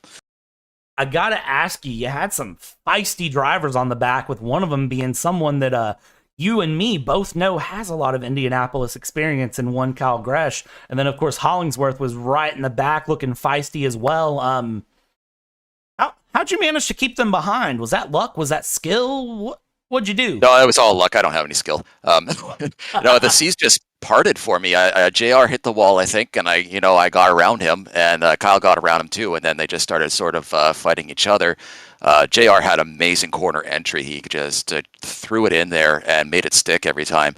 And then Kyle, he's a master at Indy, so I thought he was going to get me at the end there too until they started battling each other and kind of faded a bit. I have to ask, when you're a driver in your position, you've got the fast drivers behind, Sean. What's easier to do? Look behind at what they're doing, or just head down, look forward, and drive until the wheels fall off? Oh no! My eyes were glued to the rearview mirror. That's why I was weaving to try to break that draft, and it was all about them. I knew what I had to do. I knew my corner entries and everything. I'm just doing the same thing I did for the whole race, but just watching them try and reel me in is nerve-wracking. But like I said, it just happened to fall in my favor. Yeah, Sean, you pulled this one off here. You've secured yourself into a playoff spot. You've done very, very well here today, pulling out the win at Indy. You kept finding yourself up front in times where I didn't know you'd be up front. Anyone you want to thank, anyone you want to shout out before we let you go enjoy this win? Yeah, shout out to Marty for sponsoring this one, and then naming it after the Storm Chasers there that are doing their thing to help out their survivors of that hurricane, and Ryan Hyatt for putting that program together too. Big shout out to all those guys. Awesome, and big shout out to you again, Sean, for winning. Congratulations. We're gonna drop you down, let you go enjoy that, and we'll see you on the track for the next one. I think it'll be not your only win here. We'll see more from you, I'm sure. I certainly hope so. Cheers. Awesome. Thanks, Sean. All right, so that is Sean. Let's see if we can find old Mr. Sexy Waltrip here. Third place driver Kyle Gresh got loose off of one on the final lap, tapped the wall, and that was all she wrote from second to third, or possibly a win to third. The master of Indy, as I've called him, and as Sean just called him, so I feel very secure in the fact that I said that. Kyle, how was your Indianapolis experience here? Oh, I love Indy. Indy's great. I like the faster cars, though, but these are good, too. A lot of fun to watch you take this car around, especially because I've raced you at Indy several times here in different cars, different experiences. When you run so many different disciplines at a track, what sort of knowledge can you bring between cars, even though, we're looking at Indy cars versus stock cars? What can you bring to the table that you know from other series? I think the main thing is I used to run stock cars all the time, and I was a very early adopter of trying to get used to the next gen, because a lot of people have taken a long time to warm up to it because they're like, oh, it's different. It doesn't handle like the old car, but it isn't the old car. It's a whole separate new thing. But no, I mean, I just try and just jump in this, and I know the basics of what I'm trying to do. The thing with the next gen is the next gen has like some slight characteristics of some sports car stuff, with kind of having that rear differential how it is. So you're able to kind of feel that kind of like on top of the racetrack feeling that you get out of like GT3s and Indy cars, but also some of the stock car stuff that we had before. And Kyle, I want to talk to you about that final lap. Do you think you had a chance at the win up until you tapped the wall? You were closing on Sean Bradley. Do you think you had the speed to get it done on the final lap? I think it was a possibility, but I mean, like you stated when I first got in here, it was just I made a mistake in turn one. Turn one, I actually thought I was good. I thought I was like completely safe. And then it started swinging really, really, really tight, so I had to start letting out of the gas, and then I just kind of carried that all the way to the wall. But maybe try to get a run set up there, try to get on the inside of him, and then have him, Sean, slow down JR or something. But, I mean, just with the draft at this track, it's hard to just get by somebody through either the short chute and then hopefully break away from them. It's just too much of a draft here. Well, it was a great run to watch you attempt it and see you finish up in the top three on the podium. Anyone you want to thank, anyone you want to shout out before we let you go? Yeah, if you want to check out me racing, I do all of my basically every race I do on iRacing, I put up on my YouTube channel. So it's Sexy Wall Trip on YouTube. And yeah, check out the fundraiser. The more important thing that Ryan and the boys are setting up to kind of get some people some water down in North Carolina. That's been a problem, so that's good for the boys down there to kind of get some stuff out to some people. So if you got a spare buck or two, throw it in there. Absolutely. And shout out to you, Kyle. Congrats on the podium finish, and we will see you at the next race.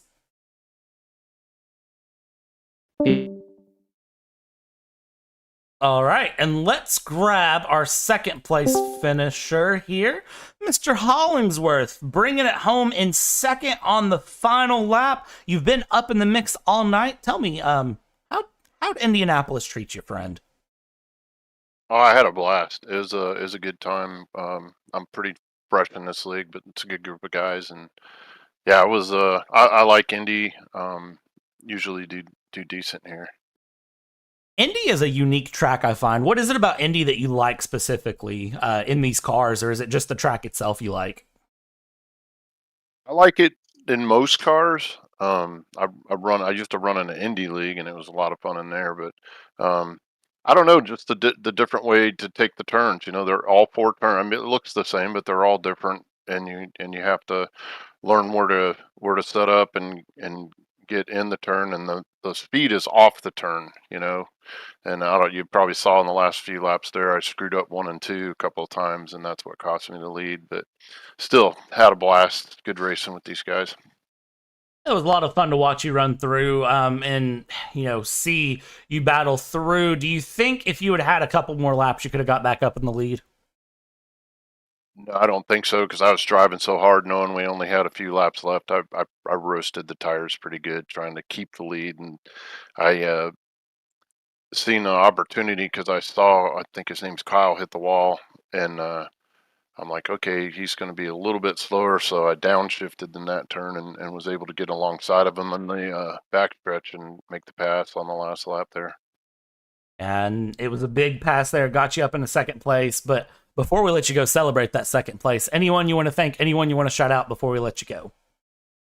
Yeah, I first thing appreciate Triple Bypass for letting me and my buddies in here, and we're having a good time. I don't normally race on Sundays, but I'm going to start doing it now just because I'm having such a good time in here, and everybody's really nice. And we've had a couple cautions and whatnot, but I mean the racing was good, and the people are good. So thank them, and I appreciate what they're doing for the Helene victims. I donate myself, but I've donated a bunch to different charities. I'm a disabled veteran myself, so anyways, I donate a lot, and but I appreciate what they're doing for that. And also my guys, I have a little group called OGR, Old Guys Rule. It's just our little group that we get on and race with, and appreciate those guys. And you guys, I can't wait to watch the broadcast and check it out. It'll be my first time watching, so that'll do it, man. God bless America.